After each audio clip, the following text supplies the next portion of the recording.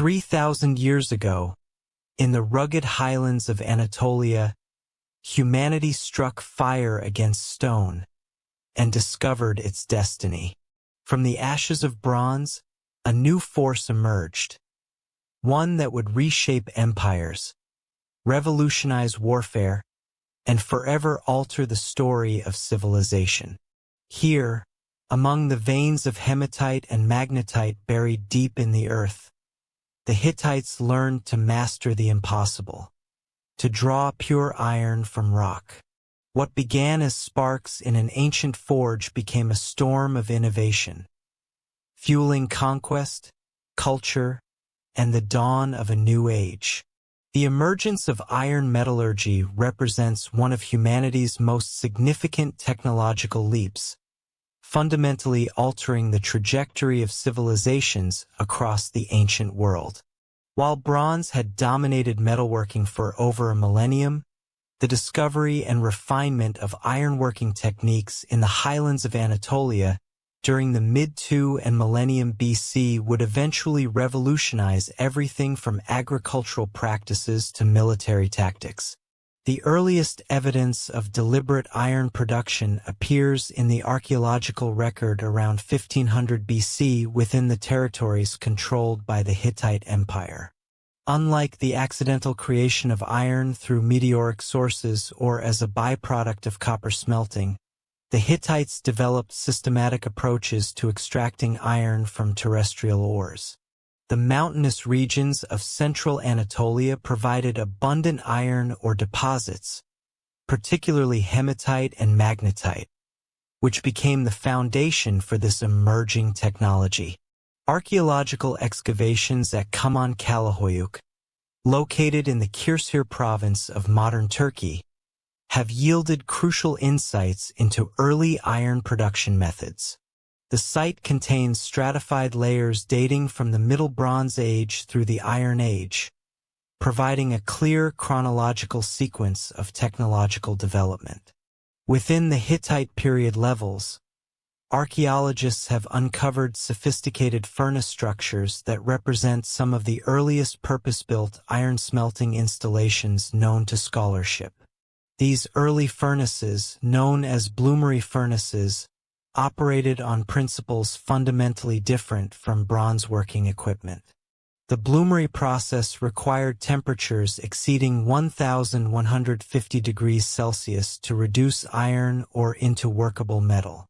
The Hittite furnaces discovered at Kalahoyuk feature thick clay walls reinforced with organic temper, designed to withstand the extreme heat necessary for iron reduction. Bellows systems, operated by human power, forced air through ceramic tires inserted into the furnace walls, creating the oxygen-rich environment essential for efficient smelting. The bloomery process produced a spongy mass of iron called a bloom, which contained both metallic iron and slag inclusions. Skilled smiths would then reheat this bloom and repeatedly hammer it to expel the slag, gradually consolidating the iron into workable bars. This labor-intensive process required considerable expertise, explaining why early iron production remained concentrated in specialized workshops under royal or temple patronage. The Hittite Empire's control over iron technology provided significant strategic advantages during the Late Bronze Age. Hittite texts from Bogaskoi, the ancient capital Hattusa, reference iron as a precious commodity, sometimes more valuable than gold. The famous correspondence between Hittite king Hattusili III and an Assyrian ruler includes references to iron gifts, suggesting that the Hittites carefully controlled the distribution of iron objects and possibly the knowledge of ironworking techniques themselves. The superiority of iron over bronze became apparent through practical application rather than immediate recognition. Early iron tools and weapons possessed several distinct advantages that gradually became evident to ancient craftsmen and warriors. Iron ore deposits occurred far more frequently in nature than the tin required for bronze production. While copper was relatively abundant, tin sources remained scarce and geographically concentrated, creating supply chain vulnerabilities that affected entire civilizations. The tin trade routes stretching Cornwall in Britain to the Caucasus Mountains represented complex networks that could be disrupted by warfare, political instability, or natural disasters. Iron tools demonstrated superior edge retention compared to bronze implements. A properly forged iron blade could maintain its sharpness through extended use, while bronze tools required frequent resharpening. This advantage proved particularly significant for agricultural implements such as plowshares and sickles, where consistent cutting performance directly impacted productivity. Iron plowshares could break heavier soils that would damage bronze equivalents, enabling cultivation of previously unsuitable lands. The military applications of iron technology created profound shifts in ancient warfare. Iron spearheads and sword blades possessed greater structural integrity than bronze weapons, reducing the likelihood of catastrophic failure during combat. An iron sword could penetrate bronze armor more effectively, while iron armor provided superior protection against bronze weapons. However, the transition was gradual rather than immediate, as early iron working techniques produced metal of inconsistent quality. The process of carburization, though not fully understood by ancient smiths, occasionally created steel-like alloys when iron absorbed carbon during the smelting or forging process. These accidentally produced high-carbon irons demonstrated exceptional hardness and cutting ability, providing glimpses of iron's true potential.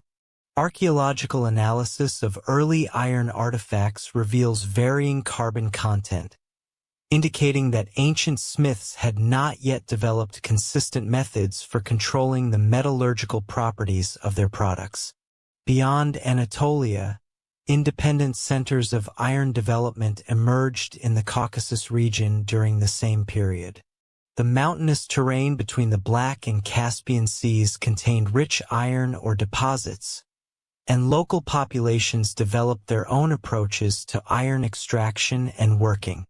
Archaeological sites in Georgia, particularly in the Samtskhe-Javakheti region, have yielded evidence of iron production dating to approximately 1400 BC.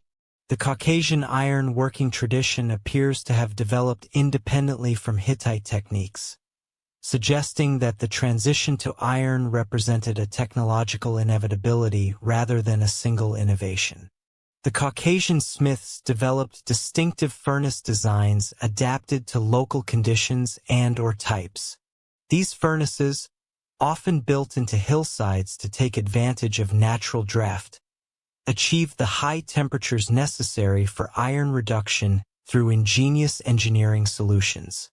Archaeological evidence from sites like Semtavro and Tralee in Georgia reveals sophisticated iron working operations that produced both tools and weapons.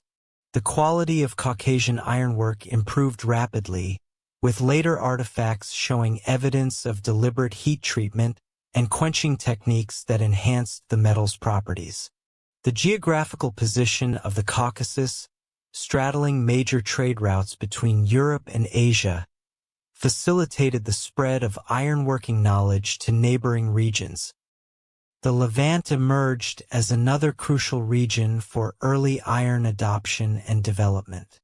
Archaeological excavations at Tel Hameh in Jordan have uncovered iron artifacts dating to approximately 1300 BC, indicating that iron technology had reached this region during the Late Bronze Age. The transition appears to have been gradual, with iron objects initially serving ceremonial or prestige functions before becoming common utilitarian items. The site of Ein Hofez in Israel has yielded evidence of local iron production dating to the 12th century BC. The furnace remains discovered at this site demonstrate that Levantine smiths had mastered the bloomery process and were producing iron on a significant scale. The archaeological context suggests that iron production was integrated into existing bronze working operations, with smiths adapting their facilities and techniques to accommodate the new technology. Trade networks played a crucial role in disseminating ironworking knowledge throughout the ancient world. Merchant communities, particularly those engaged in metal trading, served as vectors for technological transfer.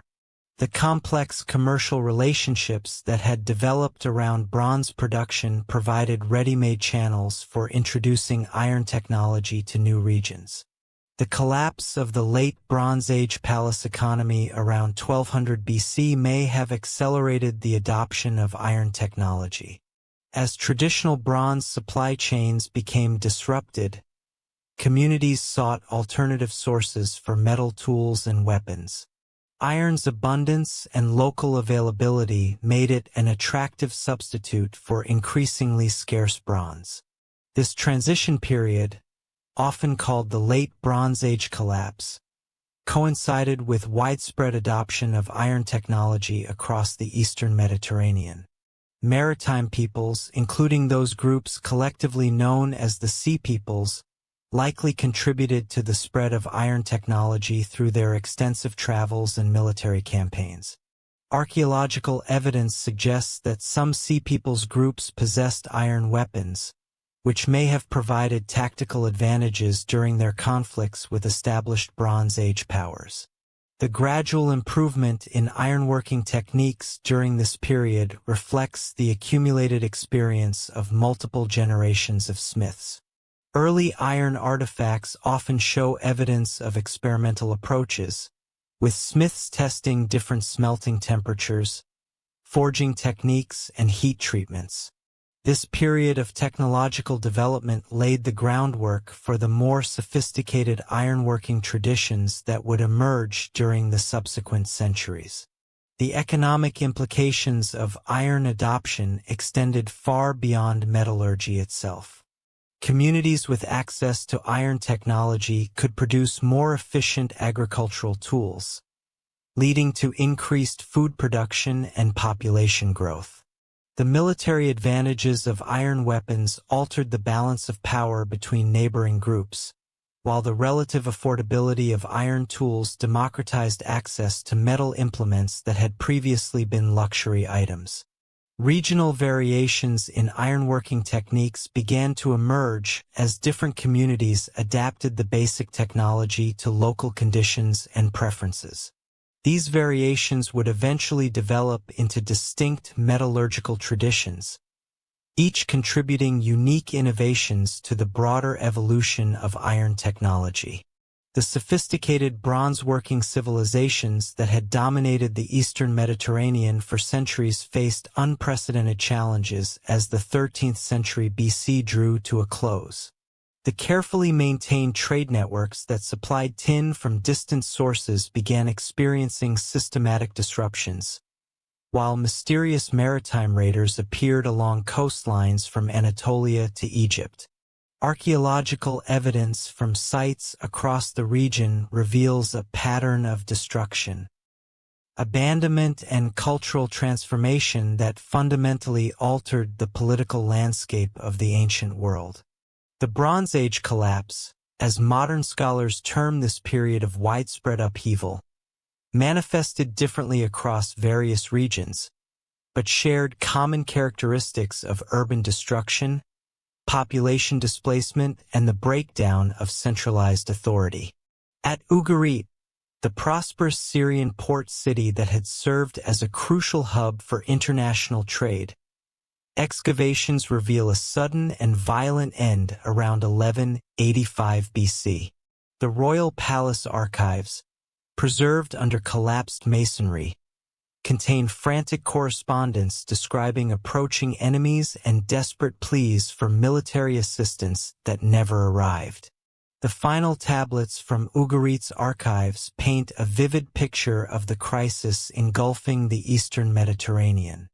A letter from the king of Al-Ashur to the Ugaritic ruler describes enemy ships ravaging the coastline, while another document records the departure of Ugarit's own fleet to assist the Hittite Empire, leaving the city defensively vulnerable. The archaeological record confirms this narrative of abandonment and destruction, with thick ash layers covering the final Bronze Age occupation levels throughout the urban center. Similar patterns of destruction appear at numerous sites across the Aegean and Anatolia. The Mycenaean palaces of mainland Greece, including Pylos, Tiryns, and Mycenae itself, show evidence of violent destruction during the late 13th and early 12th centuries BC.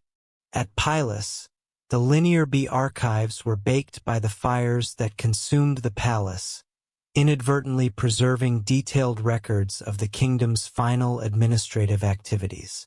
These tablets reveal a society mobilizing for defense, with references to coastal watchers, military preparations, and the movement of bronze smiths to secure locations.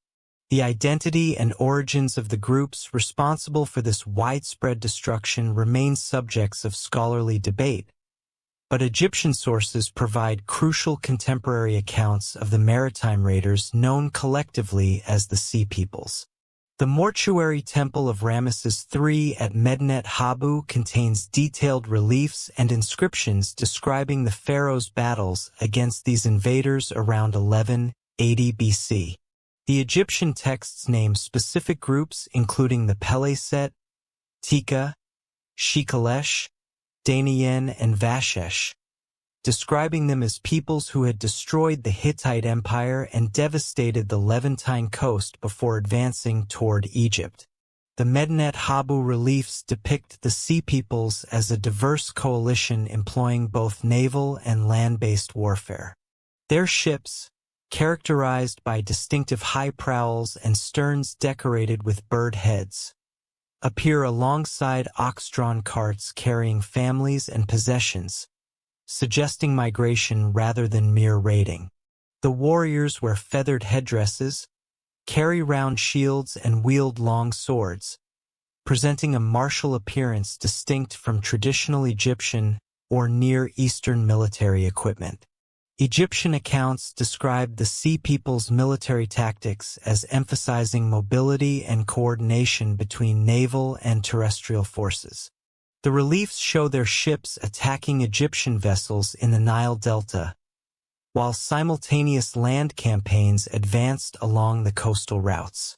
This combined approach proved devastatingly effective against the static defensive systems of Bronze Age kingdoms, which had been designed primarily to resist conventional siege warfare rather than rapid, multi-directional assaults. The Hittite Empire, which had controlled much of Anatolia and northern Syria for over 3 centuries, collapsed completely during this period. The capital at Hattusa was abandoned around 1180 BC, with archaeological evidence suggesting systematic destruction of major buildings and the deliberate dismantling of defensive installations. Unlike sites that show evidence of sudden violent destruction, Hattusa appears to have been evacuated in an organized manner, with valuable objects removed and archives deliberately buried for preservation. The collapse of Hittite authority created a power vacuum across Anatolia that numerous smaller groups rushed to fill. Neo-Hittite city-states emerged in southeastern Anatolia and northern Syria, maintaining certain cultural and political traditions while adapting to the changed circumstances. These successor states, including Carchemish, Mlatia, and Samel, controlled smaller territories than the unified empire, but demonstrated remarkable resilience in preserving Hittite administrative practices and artistic traditions. The fragmentation of the Hittite Empire accelerated the spread of ironworking technology throughout Anatolia and beyond. The centralized control that had previously restricted access to iron production techniques disappeared with the collapse of royal authority. Smiths who had worked under palace patronage found themselves free to establish independent workshops or seek employment with emerging local rulers. This decentralization of expertise led to technological diffusion as ironworking knowledge spread to regions previously excluded from access to advanced metallurgy. Archaeological evidence from sites like Alakahoyuk and Bagaskoy shows a marked increase in iron artifact production following the Hittite collapse. The quality of ironwork improved significantly during this period, suggesting that smiths were experimenting with new techniques and refining their methods without the constraints of imperial standardization. Local variations in ironworking practices began to emerge as different communities developed approaches suited to their specific needs and available resources.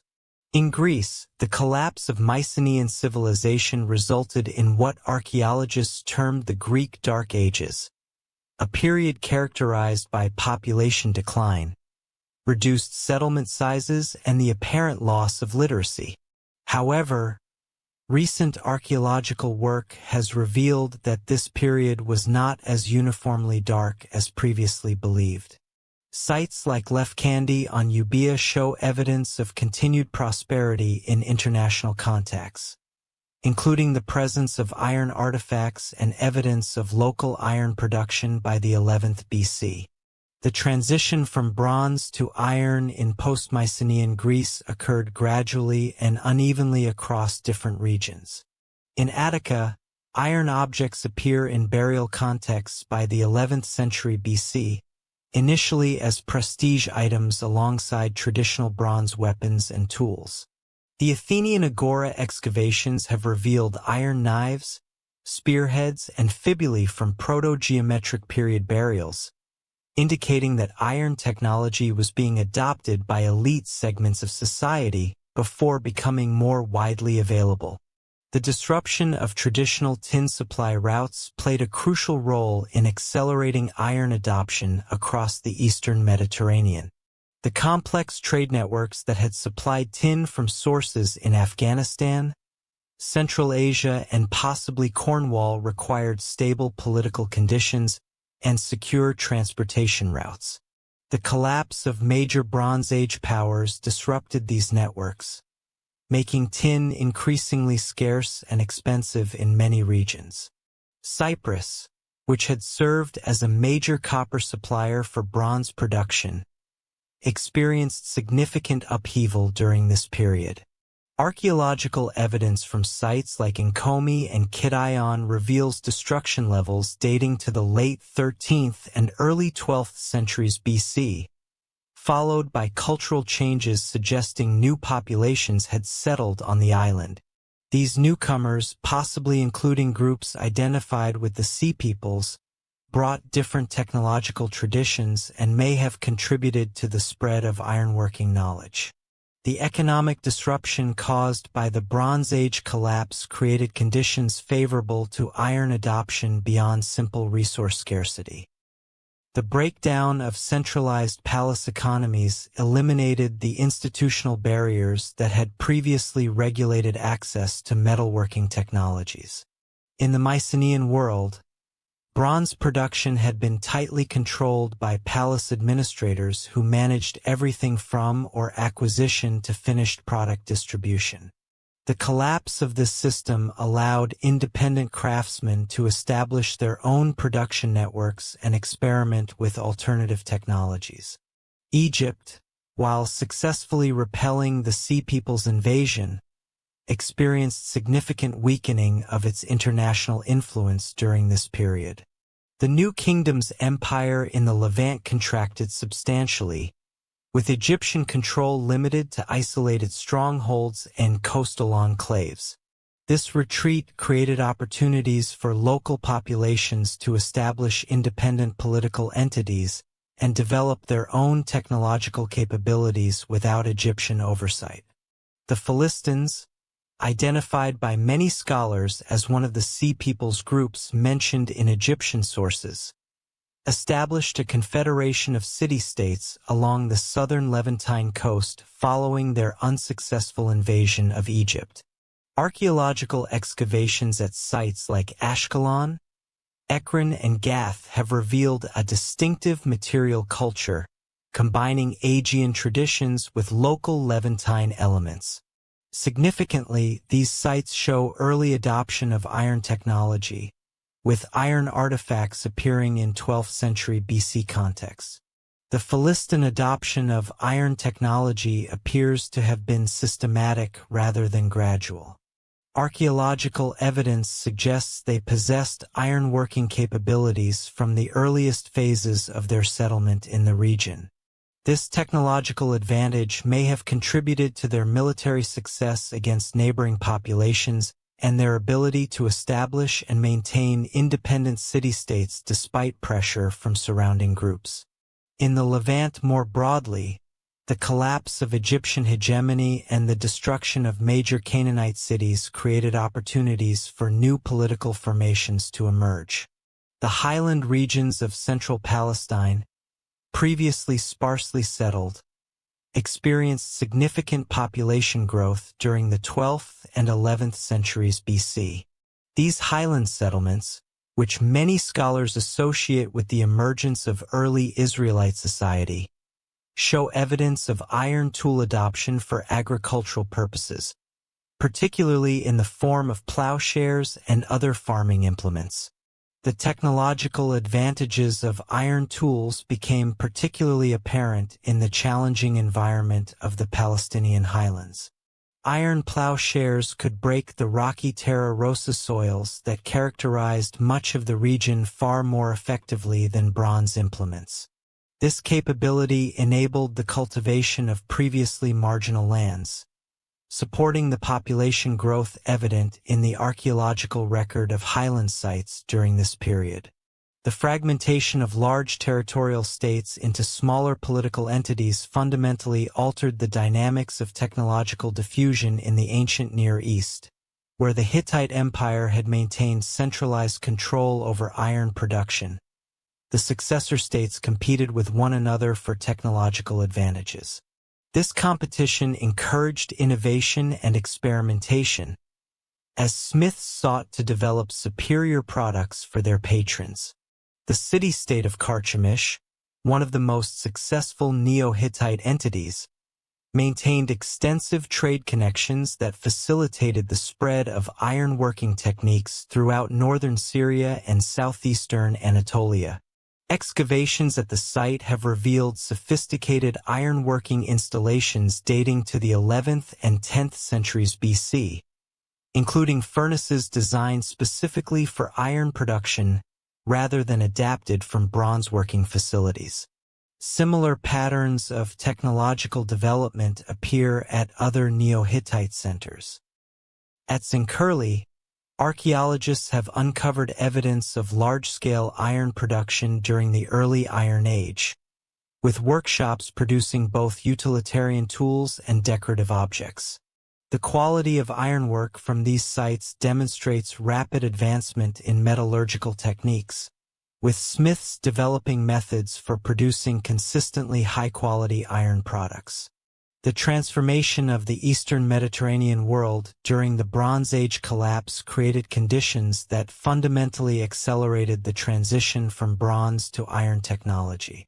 The disruption of established trade networks, the collapse of centralized political authority, and the emergence of new competitive political entities combined to create an environment where technological innovation provided crucial advantages for survival and prosperity.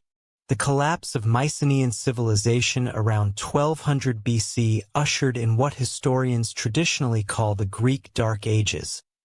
Though recent archaeological discoveries have revealed this period to be far more complex and dynamic than the term suggests.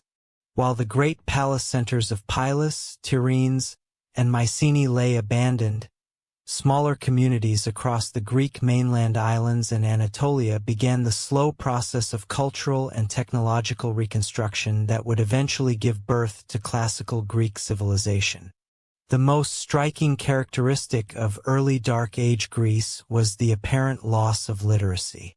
The linear B script used by Mycenaean administrators disappeared entirely, leaving no written records for nearly 4 centuries.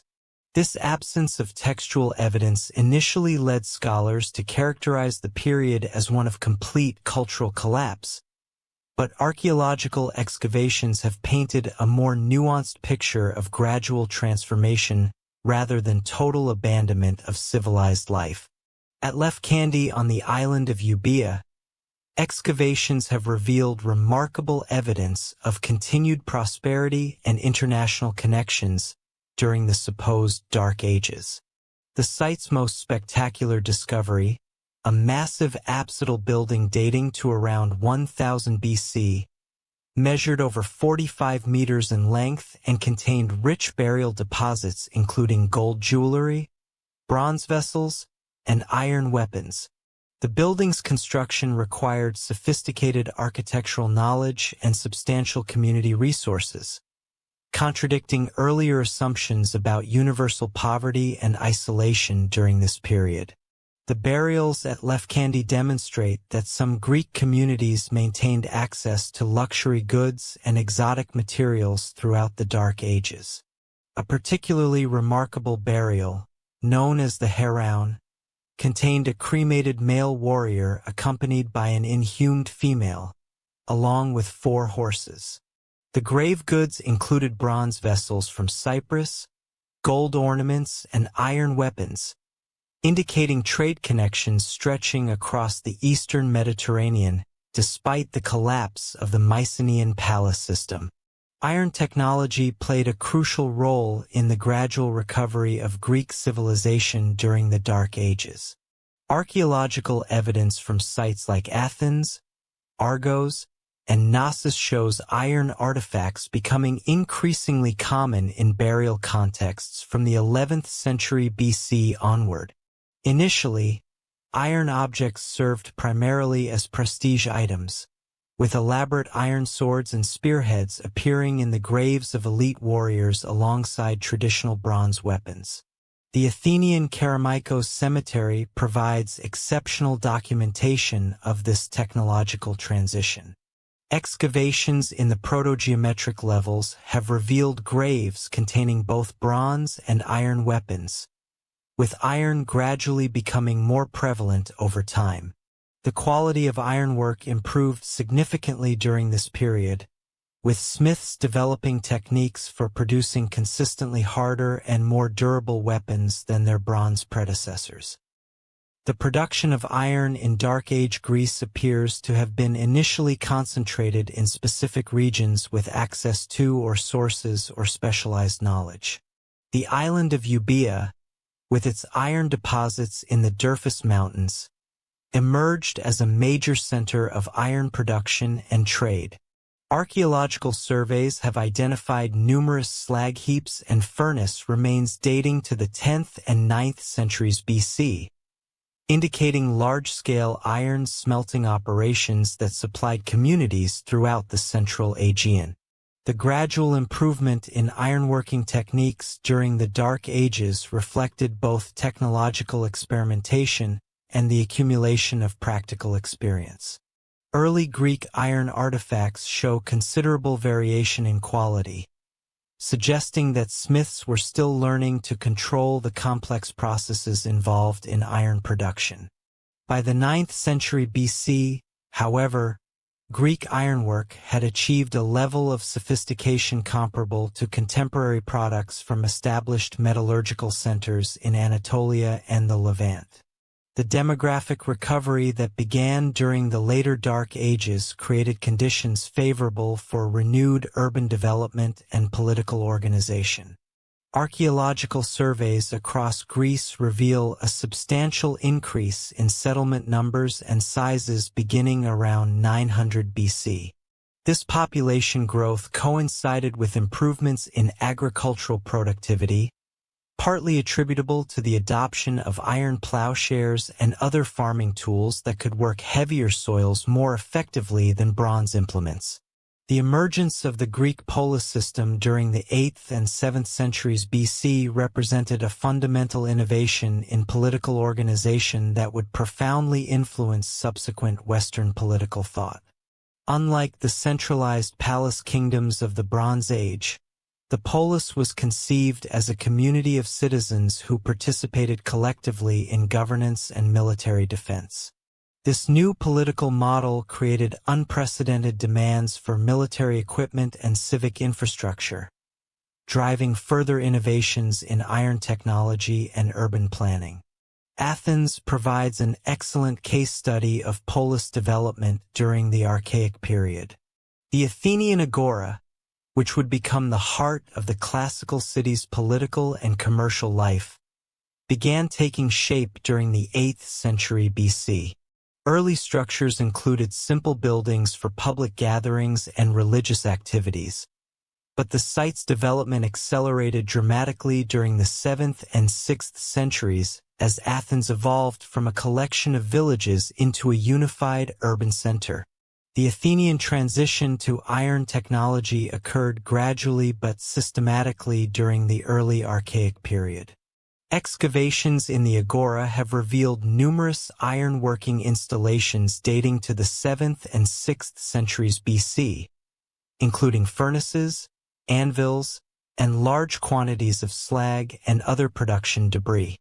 The concentration of metallurgical activity in specific areas of the city suggests that iron production was becoming increasingly specialized and organized on a larger scale than during the Dark Ages. Sparta's development during the Archaic period followed a markedly different trajectory from Athens, reflecting the unique geographical and social conditions of the Laconian region. The Spartan polis emerged through the conquest and incorporation of surrounding territories, creating a militarized society that placed exceptional demands on weapons production and military technology. Archaeological evidence from Spartan sites reveals intensive iron production focused primarily on military equipment rather than civilian tools.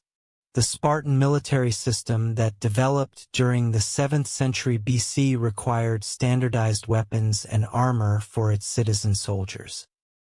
Iron spearheads, sword blades, and armor components found at Spartan sites show remarkable consistency in design and quality, indicating centralized production standards that ensured battlefield effectiveness. The famous Spartan shield, made of bronze but reinforced with iron fittings, became a symbol of the polis military prowess throughout the Greek world. Corinth's strategic position on the narrow isthmus connecting the Peloponnese to central Greece made it a natural center for trade and manufacturing during the Archaic period. The city's potters developed distinctive artistic styles that were exported throughout the Mediterranean, while its metal workers produced high-quality bronze and iron goods for both domestic use and international trade. Archaeological excavations in Corinth have revealed extensive industrial quarters, with evidence of large-scale iron production dating to the 7th and 6th centuries BC. The Corinthian iron industry benefited from the city's extensive trade connections, which provided access to high-quality ores from various sources. Analysis of iron artifacts from Corinth reveals metal derived from multiple sources, including local deposits in the Peloponnese and imported materials from Anatolia and the Black Sea region. This diversity of raw materials allowed Corinthian smiths to experiment with different iron types and develop specialized alloys for specific applications. The Great Colonization movement that began in the 8th century BC fundamentally transformed the cultural and economic landscape of the Mediterranean world. Greek communities, driven by population pressure, land shortage, and commercial opportunities, established settlements from the western Mediterranean to the Black Sea coast. These colonies served not only as outlets for excess population, but also as centers for resource extraction and trade network expansion. Massalia, founded by Phocian Greeks around 600 BC on the southern coast of modern France, exemplifies the colonization movement's commercial motivations. The colony's strategic location near the mouth of the Rhone River provided access to trade routes extending deep into continental Europe, including regions rich in metals and other valuable commodities. Archaeological evidence from Massalia reveals extensive iron-working facilities that processed both local ores and imported materials, producing goods for trade with indigenous populations throughout southern Gaul. The establishment of Greek colonies along the Black Sea coast opened access to the rich iron ore deposits of the Pontic region.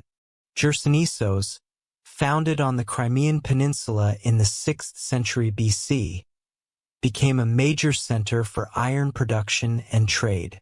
The colony's workshops processed ores from nearby deposits and manufactured iron tools and weapons for export throughout the Greek world. The high quality of Pontic iron made it particularly prized for military applications, with Chersonesos becoming a major supplier of weapons to Greek city-states. The colonization movement also facilitated the spread of Greek ironworking techniques to indigenous populations throughout the Mediterranean. At settlements like Emporion in northeastern Spain and Hemeroscopium on the Iberian coast, Greek colonists established workshops that produced iron goods using local materials. These operations often employed indigenous workers who learned Greek metallurgical techniques and subsequently established their own production centers. The development of the hoplite system during the 7th century BC revolutionized Greek warfare and created new demands for standardized military equipment. The hoplite was a heavily armed infantryman equipped with a large round shield, spear, sword, and bronze armor. This military system required iron weapons of consistent quality and durability, driving innovations in metallurgy and weapons manufacturing throughout the Greek world. The hoplite spear, typically measuring 2.5 to 3 meters in length, featured an iron spearhead designed for thrusting attacks in close formation. Archaeological analysis of hoplite spearheads revealed sophisticated metallurgical techniques, including selective hardening of the point and edges while maintaining a softer, more flexible core. This combination provided optimal performance in the dense combat formations characteristic of hoplite warfare. The hoplite sword, known as a xiphis, represented another significant advancement in iron weapon technology. These short, double-edged blades were designed for close combat when the primary spear was broken or lost. Greek swordsmiths developed techniques for creating blades with hard cutting edges and flexible cores, achieving a level of metallurgical sophistication that rivaled contemporary weapons from any part of the ancient world. The production of hoplite equipment required substantial resources and specialized skills, creating new economic opportunities for metalworkers throughout the Greek world. Cities like Chalcis on Euboea became renowned for their weapons production, with the term Chalcidian becoming synonymous with high-quality iron weapons. The standardization requirements of hoplite warfare drove the development of consistent production techniques and quality control measures that advanced the overall level of Greek metallurgy. The tactical advantages provided by iron weapons became particularly apparent in conflicts between Greek city-states and their neighbors, who still relied primarily on bronze equipment. The superior cutting power and durability of iron weapons gave Greek hoplites significant advantages in battle, contributing to the military successes that enabled Greek expansion throughout the Mediterranean region. The evolution of Greek warfare during the Archaic period also involved innovations in defensive equipment that incorporated iron technology. While the basic hoplite shield remained bronze, iron reinforcements and fittings became increasingly common. Iron shield bands, grip reinforcements, and decorative elements not only strengthened the shield, but also reduced its overall weight compared to purely bronze construction. The development of ironworking technology in archaic Greece was closely connected to broader patterns of economic and social change that transformed Greek society during this period. The growth of trade, the emergence of coinage, and the development of more complex political institutions all contributed to increased demand for metal goods and more sophisticated production techniques. The introduction of coinage to the Greek world during the 7th century BC created new demands for precious metals, while simultaneously providing standardized media of exchange that facilitated trade in iron goods. Cities like Aegina and Athens began minting silver coins that could be used to purchase raw materials and finished products from distant sources, enabling Greek metalworkers to access high-quality ores and expand their production capabilities. The social changes accompanying the rise of the polis system also influenced iron technology development. The emergence of a broader class of citizen soldiers who could afford hoplite equipment created mass markets for standardized weapons and armor. This democratization of military service compared to the elite warrior culture of the Bronze Age required production techniques capable of supplying large numbers of soldiers with reliable equipment. Regional variations in Greek ironworking traditions began to emerge during the Archaic period, as different city-states developed specialized techniques and products. Athenian smiths became known for their decorative ironwork, including elaborate fibulae and ornamental weapons. Spartan metalworkers focused on producing functional military equipment with minimal ornamentation but maximum battlefield effectiveness. Corinthian workshops developed techniques for producing iron goods in large quantities for export markets.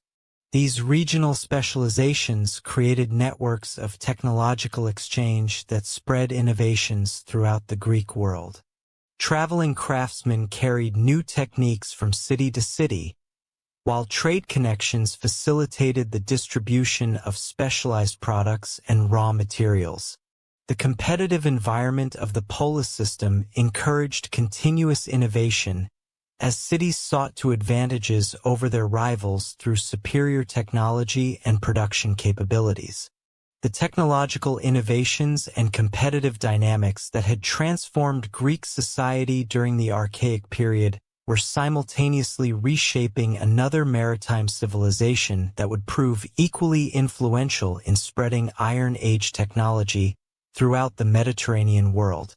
Along the eastern shores of the Mediterranean, in the narrow coastal strip between the Lebanon Mountains and the sea, a collection of city-states had been developing into the ancient world's most sophisticated maritime trading network. The Phoenicians, inheritors of Canaanite Bronze Age traditions, adapted rapidly to the new iron technology while maintaining their dominance of long-distance commerce through innovations in navigation, shipbuilding, and urban organization. The three great Phoenician city-states of Tyre, Sidon, and Byblos each developed distinct specializations while maintaining the cooperative relationships necessary for their collective maritime supremacy. Byblos, the northernmost of the major centers, had established itself as the primary intermediary for Lebanese cedar exports and Egyptian papyrus imports during the Bronze Age. Archaeological excavations at the site have revealed continuous occupation from the Neolithic period through the Roman era, with the Iron Age levels showing substantial urban development and evidence of large-scale metalworking operations. The transition to iron technology at Byblos occurred gradually during the 11th and 10th centuries BC, with bronze and iron implements appearing together in archaeological contexts before iron gradually predominated. Excavations in the city's residential quarters have uncovered numerous ironworking installations, including furnaces specifically designed for iron smelting rather than adapted from bronze-working facilities. The quality of iron artifacts from Byblos improved dramatically during the 10th century BC, indicating that local smiths had complex techniques required for consistent iron production. Sidon, located approximately 40 kilometers south of Byblos, emerged as the preeminent center for Phoenician glass production and purple dye manufacturing during the early Iron Age. The city's workshops produced glass vessels, beads, and decorative objects that were traded throughout the Mediterranean world, while its purple dye operations processed millions of murex shells to create the costly pigment that became synonymous with royal and aristocratic status. The integration of iron tools into these industrial processes significantly improved productivity and product quality. The purple dye industry at Sidon required enormous quantities of murex shells, which were harvested from offshore beds using specialized techniques developed by Phoenician divers and fishermen. Iron knives and scrapers proved far superior to bronze tools for the delicate process of extracting the dye-producing organs from the shells without damaging the precious secretions. Archaeological excavations in Sidon's industrial quarters have revealed massive accumulations of crushed murex shells, alongside iron tools specifically designed for dye production, indicating the scale and sophistication of these operations. Tyre, the southernmost of the great Phoenician centers, developed into the most powerful and influential of the city-states during the early Iron Age. The city's unique geography, situated on an island connected to the mainland by a narrow causeway, provided exceptional natural defenses while maintaining easy access to both maritime and terrestrial trade routes. Tyrian merchants established trading posts and colonies throughout the western Mediterranean, creating a commercial network that would eventually span from Spain to the Black Sea. The urban development of Iron Age Tyre reflected the city's growing prosperity and international connections. Excavations have revealed sophisticated harbor installations, with stone quays, warehouses, and shipbuilding facilities that could accommodate the largest vessels of the ancient world. The city's residential areas featured multi-story buildings, constructed with ashlar masonry, while public buildings demonstrated architectural influences from Egypt, Mesopotamia, and Anatolia, reflecting Tyre's cosmopolitan character.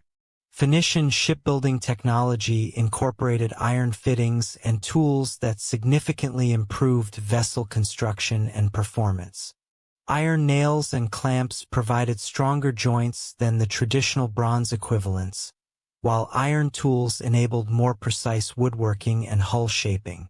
The famous Phoenician merchant vessels, known as galleys, featured broad hulls optimized for cargo capacity rather than speed, with iron reinforcements that allowed them to carry heavier loads over longer distances than previous ship designs. The navigation techniques developed by Phoenician mariners represented another crucial technological advancement that enabled their Mediterranean expansion. Phoenician navigators combined traditional coastal piloting methods with innovations in celestial navigation, using iron instruments to measure stellar positions and maintain course during long ocean voyages. The development of accurate navigation techniques was essential for the establishment of distant colonies and trading posts that formed the backbone of the Phoenician commercial empire. Archaeological evidence from Phoenician sites reveals the systematic application of iron technology to various industrial processes beyond basic tool and weapon production. At Sarepta, located between Tyre and Sidon, excavations have uncovered extensive workshops for pottery production, metalworking, and textile manufacturing. The pottery kilns at Sarepta incorporated iron fittings that allowed more precise temperature control, resulting in higher quality ceramics that were exported throughout the eastern Mediterranean. The Phoenician adoption of alphabetic writing systems during the early Iron Age facilitated the administration of their far-flung commercial networks and contributed to the spread of literacy throughout the Mediterranean world. The Phoenician alphabet, derived from earlier Proto-Canaanite scripts, consisted of 22 consonantal letters that could be easily learned and adapted to different languages. Iron styluses and engraving tools enabled the production of more durable inscriptions on stone, metal, and other materials, while the simplicity of the alphabetic system made it accessible to merchants and administrators, who required practical literacy for commercial purposes. The establishment of Carthage around 814 BC marked the beginning of Phoenician expansion into the Western Mediterranean on an unprecedented scale. According to later Roman historical accounts, particularly those of Livy and Justin, Carthage was founded by Tyrian colonists led by a queen named Dido, though the archaeological evidence suggests a more gradual process of settlement and urban development. The site chosen for the new city on a peninsula extending into the Bay of Tunis provided excellent natural harbors and defensive positions, while maintaining access to the fertile Bagradas River Valley. Early Carthage developed rapidly from a trading post into a major urban center through the systematic application of Phoenician expertise in commerce, manufacturing, and urban planning. Archaeological excavations in the city's Bursa Hill area have revealed 8th century BC occupation levels, with evidence of substantial buildings and organized street layouts. The early settlers brought with them advanced ironworking techniques that enabled the production of tools and weapons superior to those available to the indigenous Berber populations. The Carthaginian economy during the early colonial period was based primarily on trade rather than territorial conquest, following traditional Phoenician commercial practices. Carthaginian merchants established trading relationships with indigenous populations throughout North Africa, exchanging manufactured goods, including iron tools and weapons, for raw materials such as gold, ivory, and exotic animals. These commercial relationships gradually evolved into more formal political arrangements as Carthage expanded its influence throughout the region. The development of Carthaginian agriculture in the fertile valleys surrounding the city represented a significant departure from traditional Phoenician reliance on maritime commerce. Carthaginian farmers, many of whom were indigenous Berbers who had adopted Carthaginian culture, developed innovative agricultural techniques that maximized productivity in the Mediterranean climate. Iron plowshares and other agricultural implements enabled the cultivation of previously marginal lands, supporting population growth and urban expansion. The Carthaginian military system that emerged during the 7th and 6th centuries BC combined traditional Phoenician naval expertise with innovations in land warfare adapted to North African conditions. Carthaginian armies typically consisted of citizen militia forces, supplemented by professional soldiers recruited from throughout the Mediterranean world. The diversity of Carthaginian military forces reflected the cosmopolitan nature of the empire, with units of Numidian cavalry, Balearic slingers, Gallic infantry, and other specialized troops serving alongside Carthaginian citizens. Iron weapons played a crucial role in Carthaginian military success, providing technological advantages over many of their opponents who still relied primarily on bronze equipment. Carthaginian smiths developed distinctive weapon designs that combined Phoenician metallurgical traditions with influences from various Mediterranean cultures. The famous falcata swords used by some Carthaginian units, with their curved blades optimized for slashing attacks, demonstrated the sophisticated metallurgical techniques available to Carthaginian weaponsmiths. The expansion of Carthaginian influence throughout the Western Mediterranean during the 6th and 5th centuries BC created a commercial empire that rivaled the territorial empires of the Eastern Mediterranean. Carthaginian trading posts and colonies extended from southern Spain to Sicily, with each settlement serving as a node in a vast network of commercial relationships. The standardization of weights, measures, and currency throughout this network facilitated trade, while spreading Carthaginian cultural and technological influences to diverse populations. The Carthaginian presence in Spain, centered on the city of New Carthage, provided access to some of the richest mineral deposits in the ancient world. The silver mines of the Sierra Morena and the Rio Tinto region produced enormous quantities of precious metals that funded Carthaginian expansion and military operations. Iron tools and techniques introduced by Carthaginian colonists revolutionized Spanish mining operations, enabling the extraction of ores from deeper and more complex deposits than had been previously accessible. The relationship between Carthage and the indigenous Iberian populations evolved from simple trading partnerships to more complex political and military alliances. Carthaginian influence introduced iron technology, urban planning concepts, and agricultural innovations to Iberian communities, while Iberian warriors and craftsmen contributed their expertise to Carthaginian military and commercial operations. This cultural exchange created hybrid societies that combined elements of both Carthaginian and Iberian traditions. The Carthaginian expansion into Sicily brought them into direct conflict with Greek colonies that had been established on the island since the 8th century BC. The competition for control of Sicilian cities and territories led to a series of wars that would continue intermittently for centuries. These conflicts demonstrated the military effectiveness of iron weapons and the strategic importance of controlling key Mediterranean islands for maintaining commercial networks. The Battle of Himera in 480 BC marked a significant turning point in Carthaginian-Greek relations in Sicily. The Carthaginian army, led by Hamilcar, included substantial numbers of troops equipped with iron weapons and supported by a large fleet. Despite their technological advantages, the Carthaginians suffered a devastating defeat that temporarily ended their expansion in Sicily. The battle demonstrated that military success required not only superior equipment, but also effective tactical coordination and strategic planning.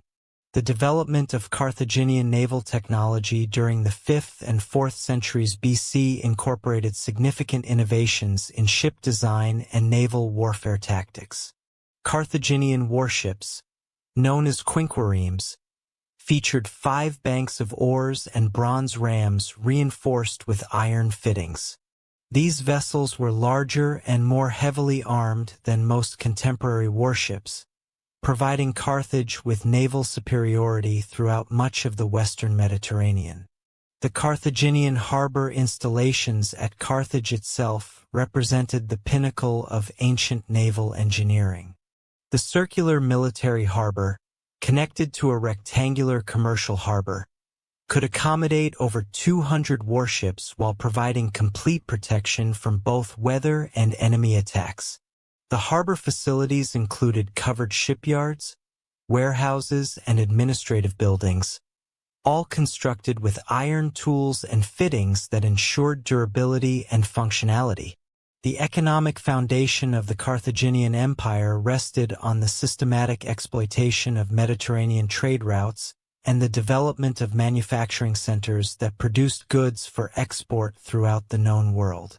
Carthaginian workshops produced textiles, metalwork, pottery, and other manufactured goods using techniques that incorporated the latest technological innovations.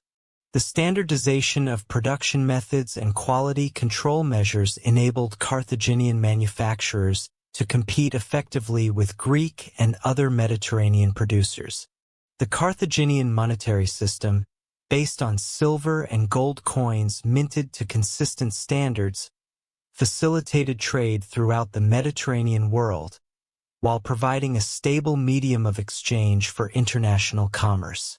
Carthaginian coins featured distinctive designs that advertised the city's power and prosperity, including images of ships, horses, and palm trees that symbolized the sources of Carthaginian wealth and influence. The gradual expansion of Roman power throughout the Italian peninsula during the 4th and 3rd centuries BC inevitably brought Rome into conflict with Carthaginian interests in the Western Mediterranean. The First Punic War, which began in 264 BC, originated from disputes over control of Sicily but quickly escalated into a comprehensive struggle for Mediterranean supremacy. The war demonstrated the crucial importance of naval power and the technological innovations that would determine the outcome of ancient conflicts. The Roman development of naval capabilities during the First Punic War required the rapid adoption of advanced shipbuilding techniques and the training of crews capable of operating complex warships. Roman engineers studied captured Carthaginian vessels to understand their construction methods, while Roman shipyards worked to produce fleets capable of challenging Carthaginian naval supremacy. The Romans' systematic approach to technological adoption and their ability to mobilize vast resources ultimately enabled them to compete effectively with the more experienced Carthaginian navy. The Second Punic War, beginning in 218 BC, represented the climactic confrontation between Rome and Carthage for control of the Mediterranean world. Hannibal's famous crossing of the Alps with his army, including war elephants, demonstrated Carthaginian strategic innovation and military audacity. The Carthaginian forces that invaded Italy were equipped with the finest weapons and equipment available, including iron swords, spears, and armor that had been perfected through centuries of warfare throughout the Mediterranean region. The defeat of Hannibal's forces at the Battle of Zama in 202 BC marked the end of Carthaginian dominance in the Mediterranean, but across the Alps and beyond the familiar territories of classical civilization, another Iron Age culture had been developing sophisticated metallurgical traditions and expanding across vast territories of Europe. The Celtic peoples, emerging from the temperate forests and river valleys of Central Europe, had been quietly mastering iron technology and creating distinctive artistic traditions that would influence European culture for centuries to come. The Hallstatt culture, named after the Austrian lakeside village where archaeologists first identified its characteristic artifacts, represented the earliest phase of Celtic Iron Age development.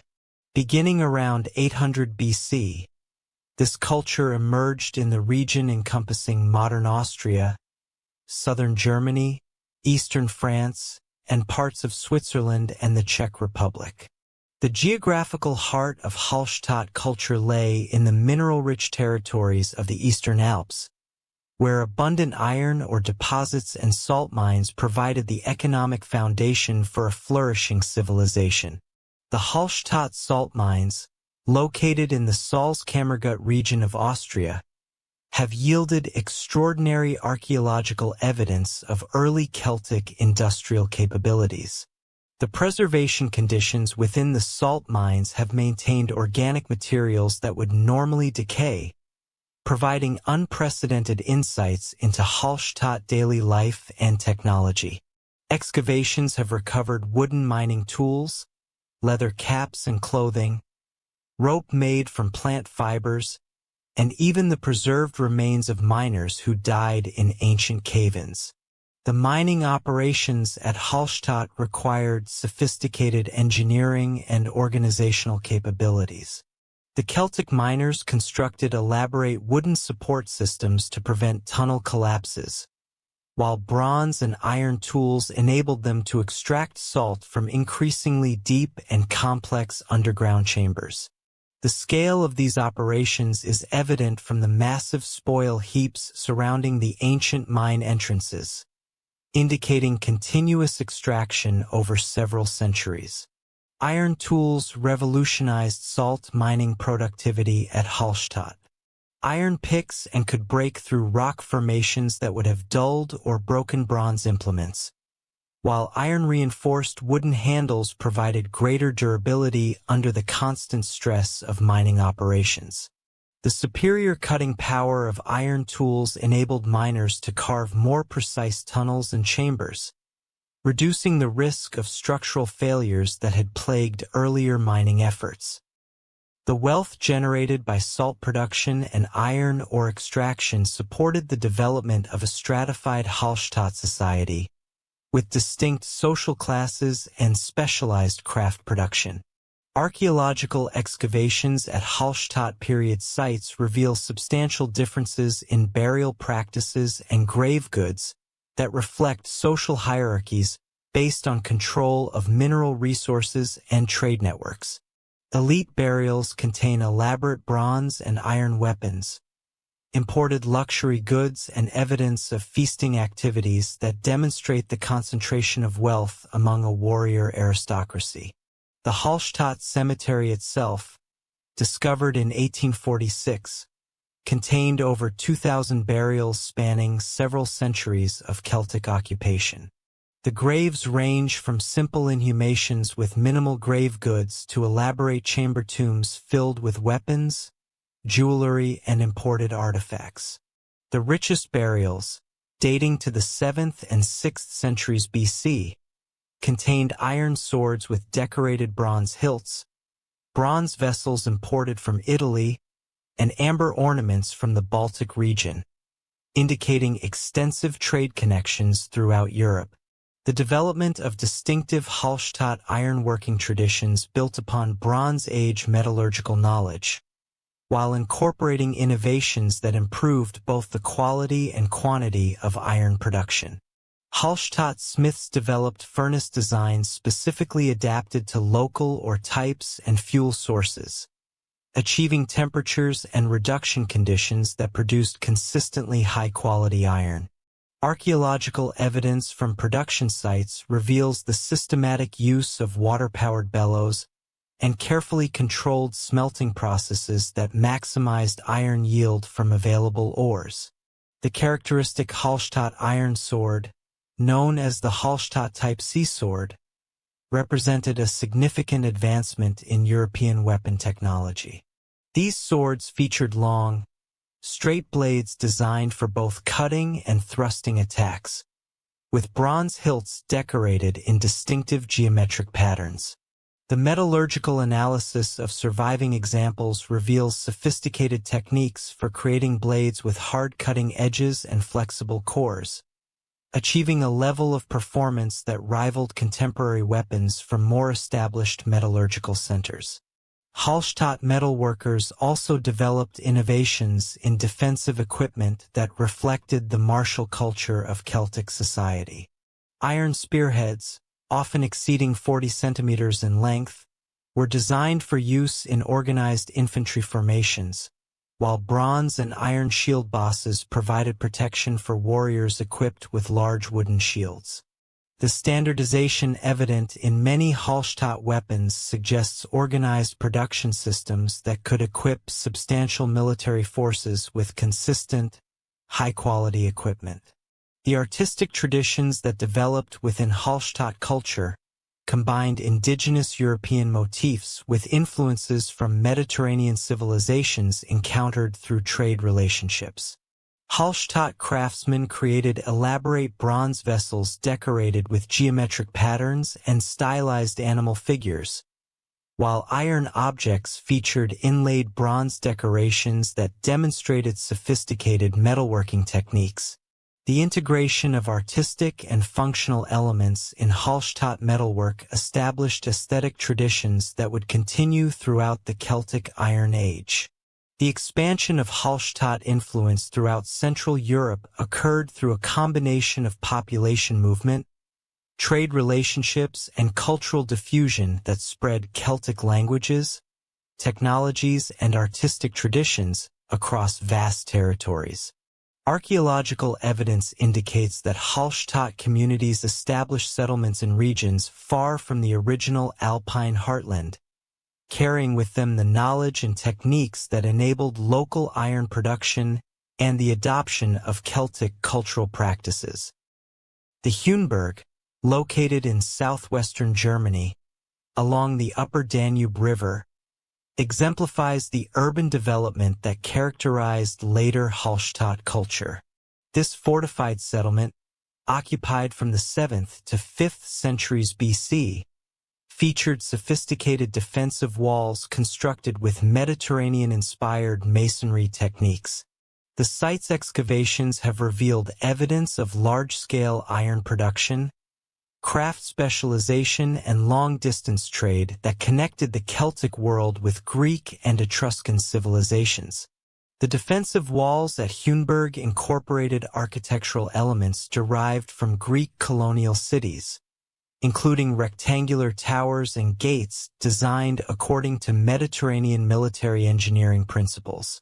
The adoption of these foreign architectural concepts demonstrates the cosmopolitan character of late Hallstatt society and the willingness of Celtic elites to incorporate useful innovations from other cultures. Iron tools and weapons found at the site show clear influences from Mediterranean metallurgical traditions, while maintaining distinctively Celtic decorative elements.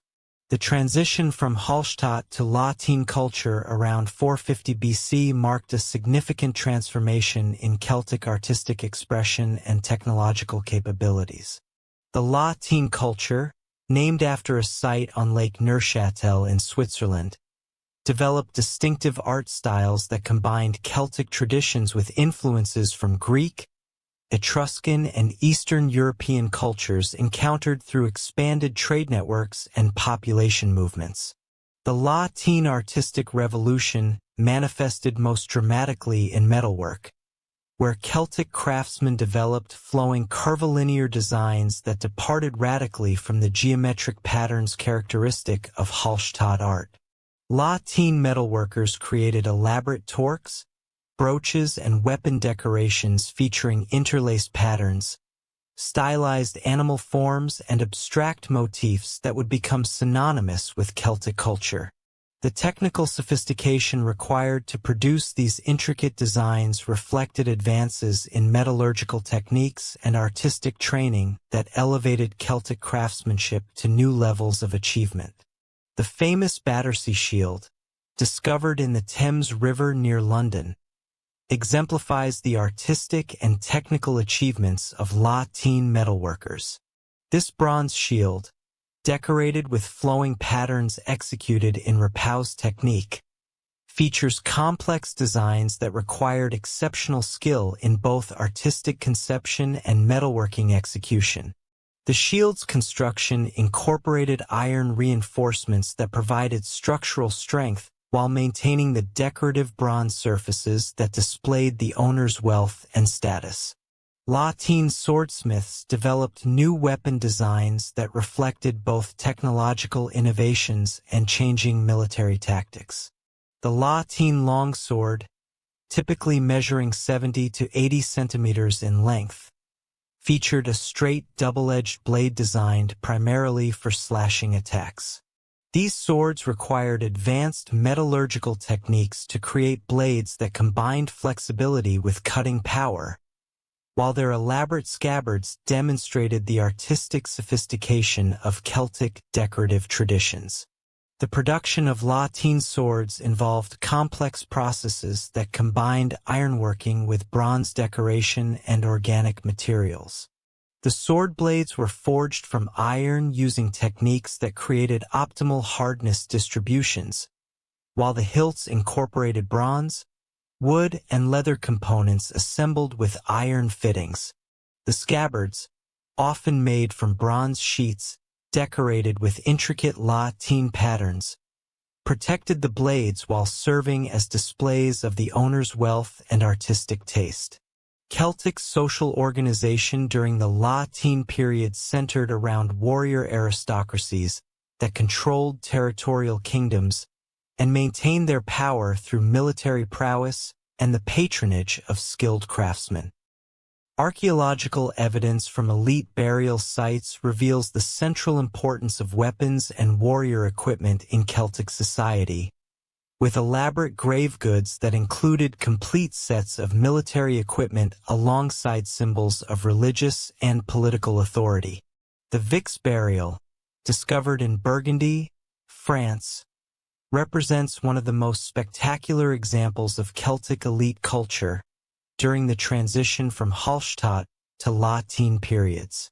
The burial chamber, dating to around 500 BC, contained the remains of a woman accompanied by a massive bronze crater, weighing over 200 kilograms, along with gold jewelry, bronze vessels, and iron weapons. The crater, likely manufactured in a Greek workshop, demonstrates the extensive trade connections that linked Celtic elites with Mediterranean civilizations. The Druids, the learned class of Celtic society, played crucial roles in maintaining cultural traditions, legal systems, and religious practices throughout the Celtic world. While direct archaeological evidence for Druid collectivities remains limited, classical authors like Caesar and Pliny provide detailed accounts of Druidical functions and their importance in Celtic society. The Druids' responsibilities included legal arbitration, religious ceremonies, education, and the preservation of oral traditions that maintained cultural unity across diverse Celtic communities. The role of iron tools in Celtic agricultural expansion cannot be overstated. Iron plowshares enabled Celtic farmers to cultivate the heavy, fertile soils of northern Europe that had been largely inaccessible to Bronze Age agriculture. The superior cutting power and durability of iron agricultural implements supported population growth and territorial expansion that carried Celtic culture from Ireland to Anatolia. Over the course of several centuries, Celtic ironworking techniques varied considerably across different regions, reflecting local or sources, fuel availability, and cultural preferences. In areas with abundant bog iron, such as Ireland and northern Britain, Celtic smiths developed specialized techniques for processing this distinctive ore type. Bog iron, formed through natural processes in wetland environments, required different smelting approaches than the hard rock ores common in alpine regions, leading to regional variations in furnace design and production methods. The spread of Celtic peoples across Europe during the Latin period created a vast network of related cultures that shared common languages, artistic traditions, and technological practices while maintaining regional distinctiveness. Celtic expansion reached its greatest extent during the 4th and 3rd centuries BC, with Celtic settlements extending from the Atlantic coasts of Ireland and Spain to the Black Sea region and central Anatolia. The Celtic migration into the Italian peninsula during the 4th century BC brought them into direct contact with Roman civilization and provided opportunities for technological and cultural exchange. Celtic warriors, known to the Romans as Gauls, established settlements in the Po Valley and periodically raided Roman territories, creating military pressures that influenced Roman military development and political organization. The famous sack of Rome by Brennus in 387 BC demonstrated Celtic military capabilities and the effectiveness of their iron weapons against Roman forces. Celtic settlements in Anatolia, established by migrants who crossed the Bosphorus in the 3rd century BC, created the Kingdom of Galatia that maintained Celtic cultural traditions in an Eastern Mediterranean context.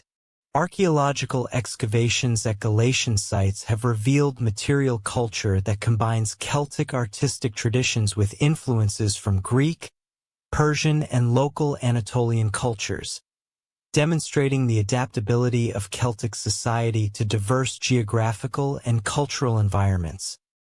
The Celtic expansion into Britain and Ireland occurred over several centuries and involved multiple waves of migration that introduced Latin culture to populations that had previously maintained Bronze Age traditions.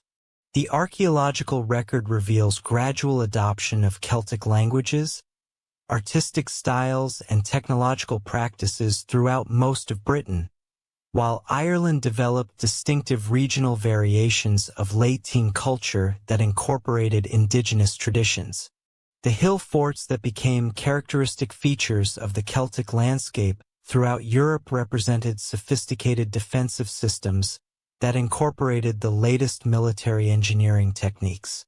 Sites like Maiden Castle in Dorset, England, and Bibracte in France featured multiple defensive circuits, elaborate gate systems, and internal organization that could accommodate substantial populations during periods of conflict. The construction of these fortifications required iron tools for earthwork and timber preparation, while their defense relied on iron weapons and armor. The economic foundation of Celtic society rested on a combination of agriculture, craft production, and trade that generated sufficient wealth to support specialized warriors, craftsmen, and religious personnel. Celtic communities developed sophisticated systems for iron production, agricultural management, and craft specialization that enabled them to compete effectively with Mediterranean civilizations, while maintaining their distinctive cultural identity. The integration of iron technology into Celtic agricultural practices transformed European farming and supported the population densities necessary for territorial expansion and urban development. Celtic farmers developed crop rotation systems, improved plowing techniques, and livestock management practices that maximized productivity in temperate European climates. Iron tools enabled the construction of field boundaries, drainage systems, and storage facilities that increased agricultural efficiency and food security. Celtic craftsmen achieved remarkable levels of specialization in various trades, including metalworking, pottery production, textile manufacturing, and woodworking. The quality of Celtic craftsmanship, particularly in metalwork, equaled or exceeded contemporary products from more established civilizations, while distinctively Celtic artistic traditions created unique cultural expressions that influenced European art for centuries to come. The Celtic expansion across temperate Europe had established sophisticated Iron Age societies from the Atlantic to the Carpathians, but beyond the Rhine and Danube rivers, in the vast forests and plains of northern Europe, different groups were developing their own distinctive approaches to iron technology and social organization. The Germanic peoples, emerging from the complex interactions between indigenous Bronze Age populations and migrating groups from Scandinavia and Eastern Baltic, created cultural traditions that would fundamentally reshape the political landscape of Europe during the final centuries BC and the early centuries AD. The Jastorf culture, which archaeologists recognize as the earliest clearly Germanic cultural complex, emerged around 500 BC in the regions between the Elbe and Oder rivers, encompassing much of modern northern Germany and southern Denmark. Named after a cemetery site near Lüneburg in Lower Saxony, the Jastorf culture represented a synthesis of local Bronze Age traditions, with innovations in iron technology, settlement organization, and burial practices that distinguished it from contemporary Celtic societies to the south. The Jastorf settlements differed markedly from the fortified hill forts characteristic of Celtic territories.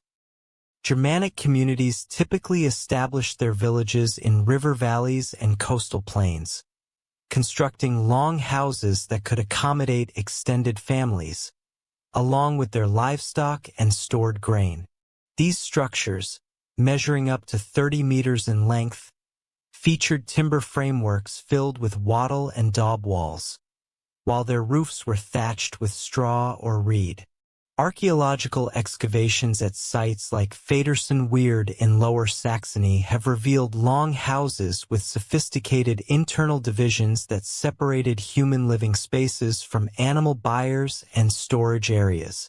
The ironworking traditions that developed within Jastorf culture demonstrated clear technological competence, while maintaining distinctive regional characteristics.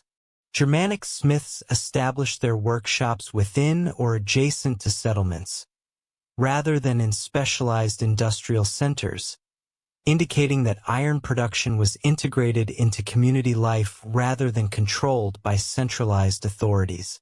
Excavations at Jastorf period sites have uncovered furnaces designed for small-scale but efficient iron production, typically capable of processing local bog iron ores that were abundant throughout the North European plain.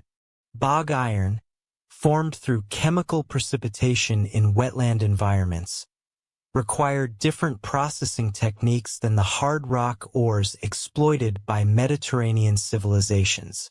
Germanic smiths developed specialized knowledge for identifying high-quality bog iron deposits and extracting the ore nodules from marshy ground. The smelting process involved roasting the bog iron to remove moisture and organic impurities before reduction in low-shaft furnaces that operated at temperatures between 1,100 and 1,200 degrees Celsius. The distinctive cremation burial practices of Jastorf culture provide crucial insights into Germanic social organization and religious beliefs. Unlike the elaborate inhumation burials characteristic of contemporary Celtic societies, Germanic communities typically cremated their dead and buried the ashes in ceramic urns within flat cemeteries. The grave goods accompanying these burials were generally modest, consisting primarily of personal ornaments, tools, and ceramic vessels rather than the weapons and imported luxury items found in Celtic elite burials. The standardization evident in Jastorf burial practices suggests relatively egalitarian social structures during the early Germanic Iron Age.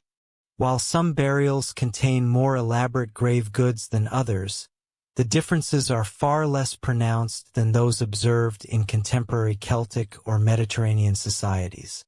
This pattern indicates that Germanic communities had not yet developed the pronounced social hierarchies that characterized their neighbors, though subtle distinctions in burial treatment suggest emerging differences in wealth and status. Germanic weapon technology during the Jastorf period emphasized functionality over ornamentation, reflecting both the practical needs of warrior societies and the limited resources available for luxury production. Iron spearheads, typically measuring 20 to 30 centimeters in length, featured leaf-shaped blades designed for both thrusting and throwing attacks. The socket construction of these spearheads, where the iron blade was forged with a hollow socket to accommodate a wooden shaft, demonstrated sophisticated metalworking techniques adapted to Germanic tactical requirements. The development of Germanic shield construction incorporated both traditional materials and iron reinforcements that improved offensive capabilities. Archaeological evidence from weapon deposits in Danish bogs has preserved organic materials that normally decay, revealing wooden shields with iron boss reinforcements and rim bindings. These shields, typically measuring 60 to 80 centimeters in diameter, were constructed from planks joined with iron clamps and covered with leather or fabric facing that provided additional protection against weapon impacts. The Przeworsk culture, which emerged in the regions of modern Poland during the 3rd century BC, represented another significant Germanic cultural complex that demonstrated sophisticated ironworking capabilities and extensive trade connections.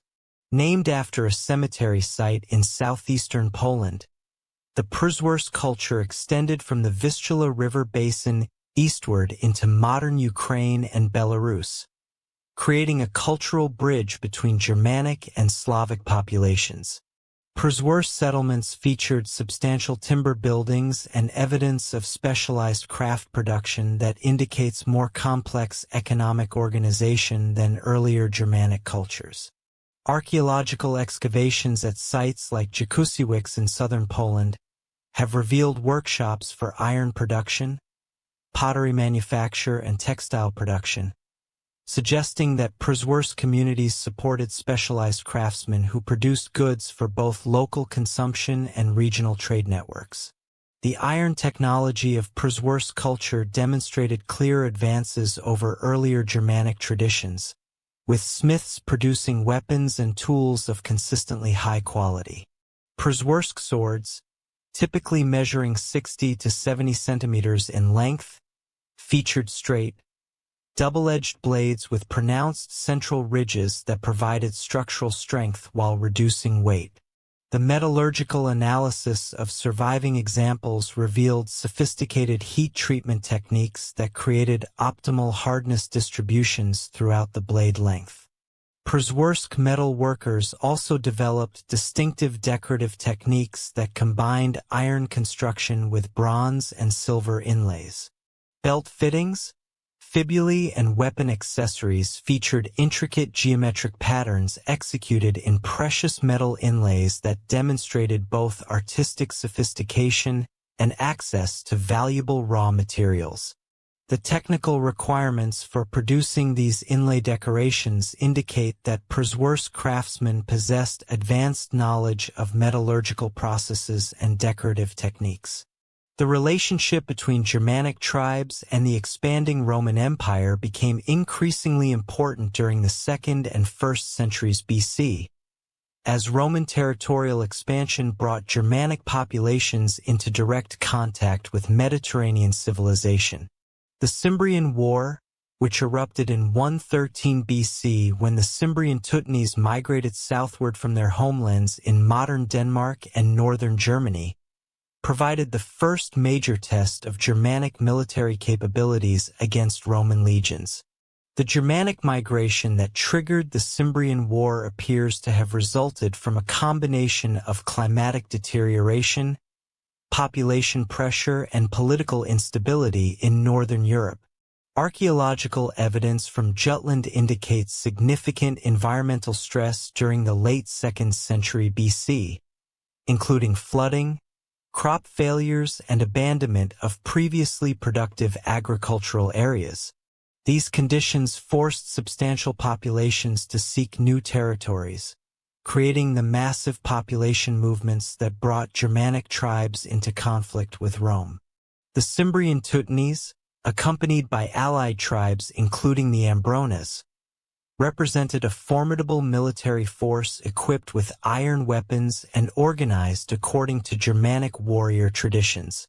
Roman sources describe these warriors as physically imposing fighters who employed tactics emphasizing individual combat prowess and psychological intimidation.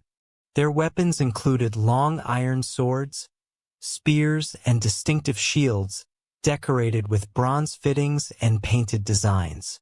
The initial encounters between Germanic forces and Roman legions demonstrated the effectiveness of Germanic weapons and tactics against traditional Roman military formations. At the Battle of Orazio in 105 BC, a combined Germanic army virtually annihilated 2 Roman consular armies, killing an estimated 80,000 Roman soldiers and capturing vast quantities of military equipment. The Germanic victory resulted partly from their superior knowledge of local terrain and weather conditions, but also from the effectiveness of their iron weapons against Roman equipment. The Germanic tactical approach emphasized mobility and individual warrior skills, rather than the disciplined formation fighting that characterized Roman legions. Germanic warriors typically fought in loose formations that allowed skilled individuals to demonstrate their prowess while maintaining flexibility to respond to changing battlefield conditions.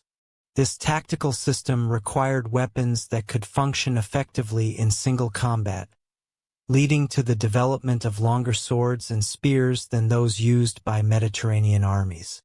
The eventual Roman victory over the Cimbrian Teutones, achieved by Marius at the battles of Acquisexti and Vercelli in 102 to 101 BC, demonstrated Roman adaptability and the advantages of professional military organization over tribal warrior societies. However, The Germanic tribes' performance in these conflicts established their reputation as formidable opponents and influenced subsequent Roman military reforms and frontier policies. The establishment of Roman frontiers along the Rhine and Danube rivers during the 1st century BC created a permanent boundary between the Roman world and the Germanic territories beyond. This frontier zone became a region of intensive cultural and economic exchange, with Germanic tribes adopting Roman technologies and practices while maintaining their distinctive cultural identities. Archaeological evidence from sites along the Roman frontier reveals extensive trade in iron tools, weapons, and luxury goods that flowed in both directions across the imperial boundary. Roman military equipment and techniques influenced Germanic weapon development during the early imperial period. Germanic smiths began producing swords with longer blades and more sophisticated hilts that reflected Roman design influences, while maintaining distinctively Germanic decorative elements. The spather, a long cavalry sword that became standard equipment for Roman auxiliary units, appears to have originated from Germanic prototypes before being adopted by Roman forces. The development of Scandinavian Iron Age societies followed a somewhat different trajectory from the Germanic cultures of the North European plain, though the two regions maintained extensive cultural and economic connections throughout the Iron Age period. The transition from Bronze Age to Iron Age in Scandinavia occurred gradually between 500 and 200 BC, with iron technology being adopted alongside continued bronze production for ceremonial and decorative purposes. The pre-Roman Iron Age in Scandinavia, spanning approximately 500 BC to 1 AD, witnessed significant developments in settlement organization, agricultural practices, and craft production that laid the groundwork for the later Viking Age expansion. Scandinavian communities during this period established substantial farmsteads and villages that supported specialized craft production, including sophisticated ironworking operations that produced tools and weapons for both local use and export to other regions. The bog deposits of Denmark and southern Sweden have preserved exceptional evidence of Scandinavian Iron Age material culture, including complete weapons, tools, and even textiles that provide detailed insights into technological capabilities and artistic traditions. The yacht spring boat, discovered in a bog on the Danish island of Als, represents the earliest known Scandinavian warship and demonstrates the maritime technologies that would eventually enable Viking expansion throughout the North Atlantic. The yacht spring boat, dating to approximately 350 BC, measured 19 meters in length and could accommodate a crew of 20 warriors. The vessel's construction technique, involving sewn planks joined without nails or metal fittings, represented a sophisticated understanding of naval architecture adapted to Scandinavian conditions and materials. The boat was discovered alongside weapons and military equipment that had been deliberately deposited as offerings, providing insights into both maritime technology and religious practices. Scandinavian shipbuilding techniques during the Iron Age incorporated innovations that would prove crucial for later Viking expansion. The development of clinker construction, where overlapping planks were joined with iron rivets, created vessels that combined flexibility with strength, enabling them to withstand the stresses of ocean voyaging. Iron tools, particularly specialized shipbuilding adzes and augers, enabled more precise woodworking and improved hull construction techniques. The agricultural intensification that occurred throughout Northern Europe during the Iron Age was largely dependent on the adoption of iron tools that could work the heavy, fertile soils of the region more effectively than bronze implements. Iron plowshares enabled Germanic and Scandinavian farmers to cultivate previously marginal lands, while iron axes facilitated forest clearance that expanded the area available for agriculture. Archaeological evidence from numerous sites indicates substantial population growth throughout northern Europe during the Iron Age, supported by increased agricultural productivity made possible by iron technology. Settlement surveys in regions like Jutland and the North German Plain revealed dramatic increases in site numbers and sizes between 500 BC and 200 AD, indicating that Iron Age agricultural techniques could support much larger populations than previous technological systems. The development of crop rotation systems and improved livestock management practices accompanied the adoption of iron agricultural tools throughout northern Europe. Iron-tipped plows could create deeper furrows that improved soil aeration and water retention, while iron sickles and scythes enabled more efficient harvesting of grain crops.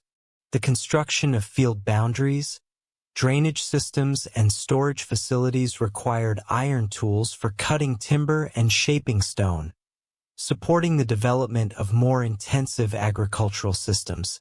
The social and political changes that accompanied agricultural intensification in northern Europe created conditions favorable for the development of more complex political organizations.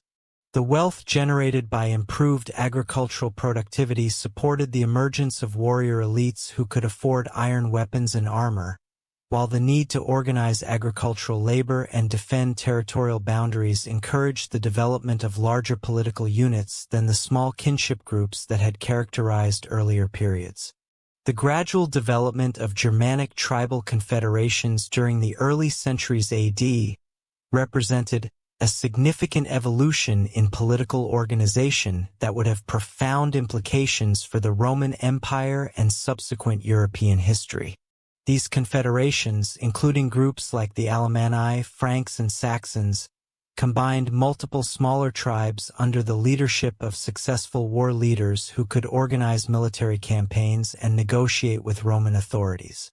The military effectiveness of these Germanic confederations resulted partly from their adoption of improved iron weapons and armor, but also from their development of tactical systems that combined traditional Germanic warrior skills with innovations learned through contact with Roman forces. Iron bits, with their superior durability compared to bronze equivalents, enabled more effective control of horses during combat and long-distance travel. The complex curb bits discovered in Scythian burials feature articulated designs with multiple joints and leverage systems that provided riders with precise control over their mounts. The production of these sophisticated pieces required advanced knowledge of iron forging and finishing techniques. Scythian stirrups, among the earliest known examples of this crucial equestrian innovation, incorporated iron reinforcements that provided structural strength while maintaining the flexibility necessary for comfortable riding. Archaeological evidence suggests that Scythian metalworkers developed stirrup technology several centuries before its appearance in other regions, giving Scythian cavalry significant tactical advantages over opponents who fought without stirrups. The ability to maintain stable seating while using weapons from horseback transformed the effectiveness of mounted warfare throughout the ancient world. The distinctive animal-style art that characterized Scythian culture found its most sophisticated expression in metalwork that combined gold, bronze, and iron in elaborate decorative schemes. Scythian artists developed stylized representations of steppe animals including deer, eagles, wolves, and big cats that adorned weapons, horse equipment, and personal ornaments. The technical requirements for producing these complex designs required exceptional skill in multiple metallurgical techniques, including casting, forging, chasing, and inlay work. The famous Scythian gold pectoral from Tovsta Mohyla in Ukraine exemplifies the artistic and technical achievements of steppe metalworkers. This elaborate chest ornament, dating to the 4th century BC, features 3 registers of animal and figures executed in repousse technique with extraordinary attention to detail. While the pectoral itself is gold, many of the tools and techniques used in its production were iron-based, demonstrating the integration of iron technology into all aspects of Scythian craft production. Scythian settlements, though less extensively studied than their burial monuments, reveal sophisticated approaches to iron production adapted to nomadic lifestyles. The fortified settlement at Belsk in Ukraine, covering over 4,000 hectares and dating to the 7th to 3rd centuries BC, contained extensive iron-working areas with furnaces designed for portable operation. These installations could be dismantled and relocated as communities moved seasonally between pastures, enabling continuous iron production despite the mobile nature of Scythian society. The iron production techniques developed by Scythian smiths emphasized efficiency and portability over maximum output. Scythian furnaces typically operated as small bloomeries that could process local iron ores using readily available fuel sources. The bloomery process produced spongy iron masses that required extensive forging to consolidate into usable metal, but this approach allowed smiths to work with whatever materials were available in their immediate vicinity rather than depending on specialized mining operations. The Sarmatian peoples who succeeded Scythian dominance of the western steppes during the 3rd century BC maintained many technological traditions while developing their own distinctive innovations in iron technology and military equipment. The Sarmatians, originating from the regions east of the Don River, gradually displaced Scythian populations westward while adopting and adapting many aspects of Scythian material culture. Archaeological evidence from Sarmatian sites reveals continued development of steppe metallurgical traditions with increasing emphasis on heavy cavalry equipment and defensive armor. Sarmatian weapon technology emphasized longer, heavier swords designed for use by heavily armored cavalry. The characteristic Sarmatian spada, measuring 70 to 100 centimeters in length, featured a straight, double-edged blade with a pronounced central ridge that provided structural strength while reducing weight. These swords required advanced metallurgical techniques to create blades that combined flexibility with cutting power, as their length made them susceptible to bending or breaking under combat stress. The development of Sarmatian scale armor represented a significant innovation in steppe military technology. Archaeological excavations at sites like Kuzica in the lower Volga region have uncovered complete sets of iron scale armor consisting of hundreds of small, overlapping plates joined with leather or textile backing. The production of scale armor required enormous quantities of iron and thousands of hours of skilled labor, indicating that Sarmatian society could support specialized armor workshops that produced equipment for elite heavy cavalry units. Sarmatian horse armor, including iron chanfrons for protecting horses' heads and scale barding for body protection, transformed steppe warfare by creating heavily armored cavalry units capable of charging disciplined infantry formations. The weight and complexity of this equipment required larger, stronger horses than those used by earlier steppe peoples, leading to selective breeding programs that produced the powerful war horses that would later influence medieval European cavalry development.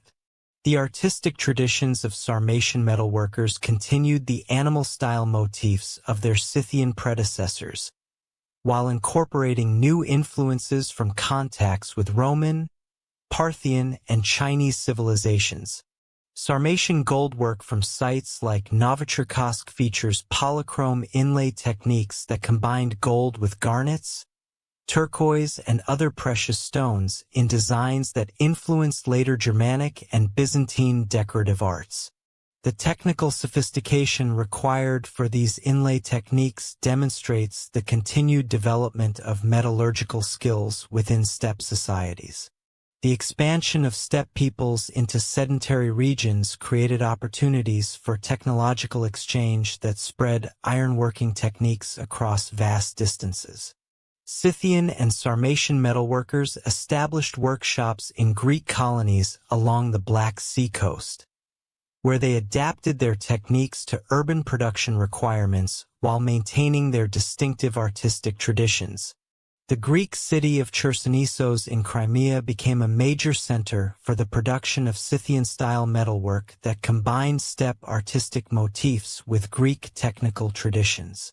The influence of steppe iron technology extended far beyond the immediate regions of nomadic settlement. Trade networks that connected the steppes with China, India, and the Mediterranean world facilitated the spread of metallurgical innovations including stirrup technology, composite bow construction techniques, and specialized horse equipment. The famous Silk Road trade routes that linked east and west passed through territories controlled by steppe peoples, creating opportunities for technological diffusion that influenced civilizations across Eurasia. The development of iron technology in the Indian subcontinent followed a distinctly different trajectory from contemporary developments in the Mediterranean world and Central Asia. Archaeological evidence indicates that iron-working techniques reached the Indian subcontinent around 1000 BC, probably through contact with iron-producing regions in Central Asia or the Iranian plateau. However, Indian metalworkers quickly developed their distinctive approaches to iron production that took advantage of local sources and environmental conditions. The earliest evidence of ironworking in India appears at sites in the Ganges River Valley, including Atranjikara in Uttar Pradesh and Jaikira in Rajasthan. These sites, dating to approximately 1800 BC, contain iron artifacts including tools, weapons, and agricultural implements that demonstrate local production rather than importation from other regions. The quality of these early iron objects suggests that Indian smiths had mastered the basic techniques of iron smelting and forging within a relatively short period after the technology's initial introduction. The abundant iron ore deposits of peninsular India, particularly in the regions that would later become Karnataka, Odisha, and Jharkhand, provided the raw materials for extensive iron production that supported population growth and territorial expansion throughout the subcontinent. The high-grade hematite and magnetite ores found in these regions were ideally suited to the bloomery smelting techniques that Indian metalworkers developed, producing consistently high-quality iron that could be forged into superior tools and weapons. Indian ironworking techniques incorporated innovations that reflected the unique environmental conditions of the subcontinent. The monsoon climate, with its alternating wet and dry seasons, required different approaches to furnace construction and operation than those developed in Mediterranean or temperate European regions. Indian smiths developed furnace designs that could operate effectively despite high humidity and seasonal variations in fuel availability, often incorporating sophisticated air circulation systems that maintained optimal smelting conditions. The development of wood steel production in southern India represents one of the most significant metallurgical achievements of the ancient world. Wood steel, produced through techniques that created high-carbon steel with distinctive crystalline structures, demonstrated properties that surpassed contemporary iron and steel products from other regions. The production process involved melting iron with organic materials in sealed crucibles, creating steel ingots that could be forged into blades of exceptional sharpness and durability. The reputation of Indian steel extended throughout the ancient world, with wood steel ingots being exported to regions as distant as Damascus and Toledo, where local smiths forged them into weapons renowned for their quality. The famous Damascus steel blades that became legendary throughout the medieval world were actually produced from Indian wood steel using Middle Eastern forging techniques. The superiority of Indian steel resulted from the combination of high-quality ores, sophisticated smelting techniques, and the accumulated knowledge of generations of skilled metalworkers. Archaeological excavations at Kodumanal in Tamil Nadu have revealed extensive evidence of iron and steel production dating to the 3rd century BC through the 3rd century AD. The site contained numerous furnaces, anvils, and other metalworking equipment, along with large quantities of slag and other production debris that indicate large-scale operations. The discovery of crucible fragments containing steel residues provides direct evidence of the high-temperature processes used to produce the carbon-rich alloys that characterized Indian steel production. The integration of iron technology into Indian agricultural practices supported the demographic and territorial expansion that characterized the later Vedic period and the emergence of the great Indian empires. Iron plowshares enabled farmers to cultivate the heavy alluvial soils of the Ganges Valley more effectively than bronze implements, supporting the population densities necessary for urban development and complex political organization. The clearing of forests for agricultural expansion was facilitated by iron axes and other cutting tools that could work more efficiently than earlier bronze equipment. The Mauryan Empire, which reached its greatest extent under Ashoka in the 3rd century BC, benefited enormously from the military advantages provided by iron weapons and the economic foundation created by iron-based agriculture. Mauryan armies employed iron swords, spearheads, and arrowheads that gave them decisive advantages over opponents still equipped with bronze weapons. The administrative efficiency that enabled the Mauryans to control territories from Afghanistan to southern India depended partly on iron tools that facilitated road construction, fortification building, and other infrastructure projects. The Chinese adoption and development of iron technology occurred somewhat later than in Western regions, but proceeded with characteristic thoroughness and innovation. Archaeological evidence indicates that iron working techniques reached China during the 8th century BC, probably through contact with Central Asian peoples who had acquired the technology from Western sources. However, Chinese metalworkers quickly developed distinctive approaches to iron production that incorporated innovations in furnace design, bellows systems, and casting techniques. The transition from Bronze Age to Iron Age in China occurred during the Eastern Zhou period, beginning around 770 BC with the establishment of the Zhou capital at Luoyang. This period witnessed fundamental changes in Chinese society, including the development of philosophical schools, the emergence of territorial states, and the adoption of iron technology for both military and civilian purposes. The decentralization of political authority that characterized the Eastern Zhou period created competitive pressures that encouraged technological innovation and military development. Chinese iron production techniques incorporated several innovations that distinguished them from contemporary practices in other regions. Chinese smiths developed blast furnace technology that could achieve temperatures high enough to melt iron completely, enabling the production of cast iron objects that were impossible to create using bloomery techniques. The earliest Chinese blast furnaces, dating to approximately 500 BC, featured sophisticated air circulation systems, powered by water-driven bellows that maintained the high temperatures necessary for iron melting. The ability to cast iron enabled Chinese metal workers to produce objects that would have been extremely difficult or impossible to forge, including complex agricultural tools, cooking vessels, and architectural fittings. Cast iron plowshares produced in standardized molds could be manufactured much more efficiently than forged equivalents, while providing superior performance in Chinese agricultural conditions. The mass production capabilities of casting techniques supported the agricultural intensification that enabled China's growing population and territorial expansion. Chinese weapon technology during the Eastern Zhou period incorporated iron in ways that reflected both practical military requirements and the aesthetic traditions of Chinese craftsmanship.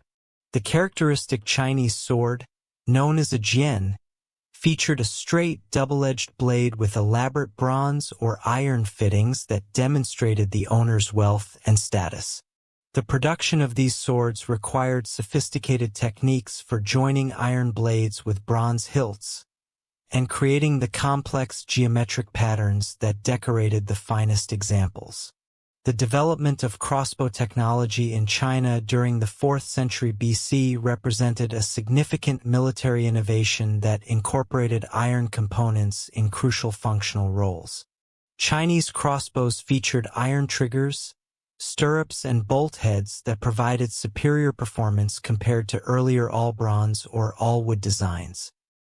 The mass production of crossbow bolts with standardized iron heads enabled Chinese armies to maintain consistent ammunition supplies during extended campaigns, providing significant tactical advantages over opponents equipped with individually crafted weapons.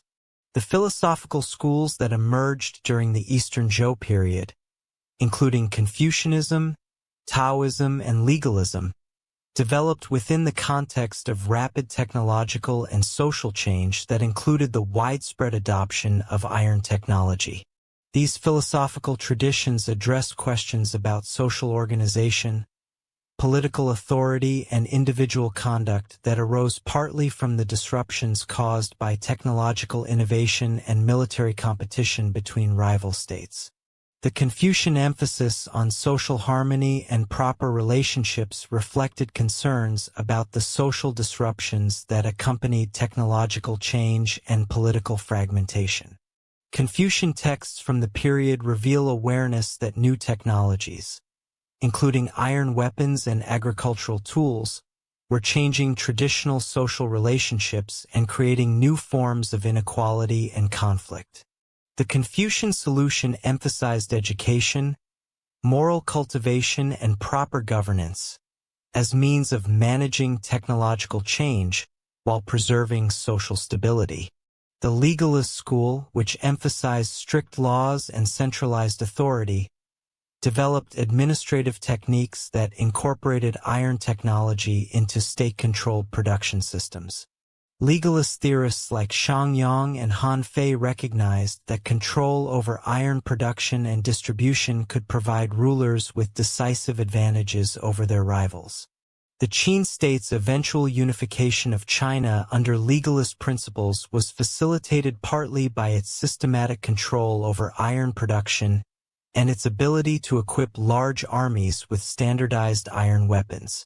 The role of iron technology in facilitating the expansion of agricultural societies throughout Asia cannot be overstated. In regions from the Indian subcontinent to northern China, iron tools enabled farmers to cultivate previously marginal lands, supporting population growth and territorial expansion that created the demographic foundation for great empires and complex civilizations. The superior cutting power and durability of iron implements made possible the forest clearance, soil preparation, and crop harvesting that sustained the agricultural surpluses necessary for urban development and specialized craft production. The development of the Silk Road trade networks during the 2nd century BC created unprecedented opportunities for technological exchange between the diverse civilizations of Asia. These trade routes, connecting China with Central Asia, India, and ultimately the Mediterranean world, facilitated the spread of metallurgical techniques, artistic styles, and technological innovations across vast distances. Iron tools and weapons moved along these routes alongside silk, spices, and precious stones, creating a continuous process of technological diffusion that influenced societies throughout Eurasia. The establishment of trading centers along the Silk Road routes required substantial investments in infrastructure that depended heavily on iron technology. The construction of caravanserais, fortifications, and irrigation systems required iron tools for quarrying stone, cutting timber, and shaping building materials. The maintenance of these facilities over extended periods demanded continuous supplies of iron tools and replacement parts, creating economic opportunities for metalworkers throughout the regions traversed by the trade routes. The sophisticated trade networks that had connected Asian civilizations through the Silk Road represented just one facet of Iron Age technological diffusion across the ancient world. Simultaneously, across the vast continent of Africa, independent centers of iron production were emerging that would fundamentally transform the demographic, cultural, and political landscape of sub-Saharan regions. The development of iron technology in Africa occurred through processes that were largely independent of Mediterranean and Asian influences, creating distinctive metallurgical traditions that supported some of the most significant population movements and cultural transformations in human history. The Nok culture of central Nigeria represents the earliest known ironworking civilization in sub-Saharan Africa, with archaeological evidence indicating sophisticated metallurgical operations by 1000 BC. Named after the village where the first artifacts were discovered in 1928, the Nok culture extended across a vast area of the Jos Plateau and surrounding regions, encompassing territories that stretched from the Benue River Valley northward to the edges of the Sahel. The geographical extent of Nok influence, covering approximately 78,000 square kilometers, indicates a level of cultural integration and technological diffusion that required sophisticated communication networks and shared technological knowledge. Archaeological excavations at Nok sites have revealed furnace installations that demonstrate advanced understanding of iron smelting principles adapted to local conditions and materials.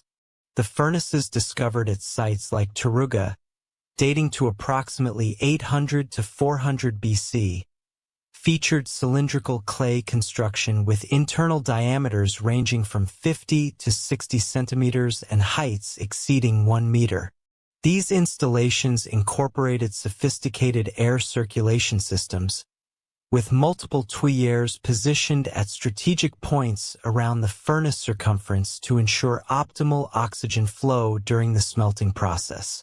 The clay used in Nok furnace construction was carefully prepared with organic temper that provided thermal shock resistance and structural integrity under the extreme temperatures required for iron reduction. Analysis of furnace fragments reveals temperatures exceeding 1,200 degrees Celsius achieved through the use of forced draft bellows systems that maintained consistent airflow throughout extended smelting operations. The technical sophistication evident in these installations indicates that Nok metalworkers had developed systematic approaches to iron production through generations of experimentation and refinement. The iron ore sources exploited by Nok smiths included both lateritic deposits formed through tropical weathering processes and bog iron accumulations in seasonal wetlands. The lateritic ores, characterized by high iron content and relatively low silica levels, were ideally suited to the bloomery smelting techniques that Nok metalworkers employed. Archaeological surveys have identified numerous ore extraction sites throughout Nok territory, with evidence of systematic mining operations that removed substantial quantities of ore for processing at centralized smelting locations. The tools and weapons produced by Nok smiths demonstrate metallurgical capabilities that equaled or exceeded contemporary ironworking traditions in other regions.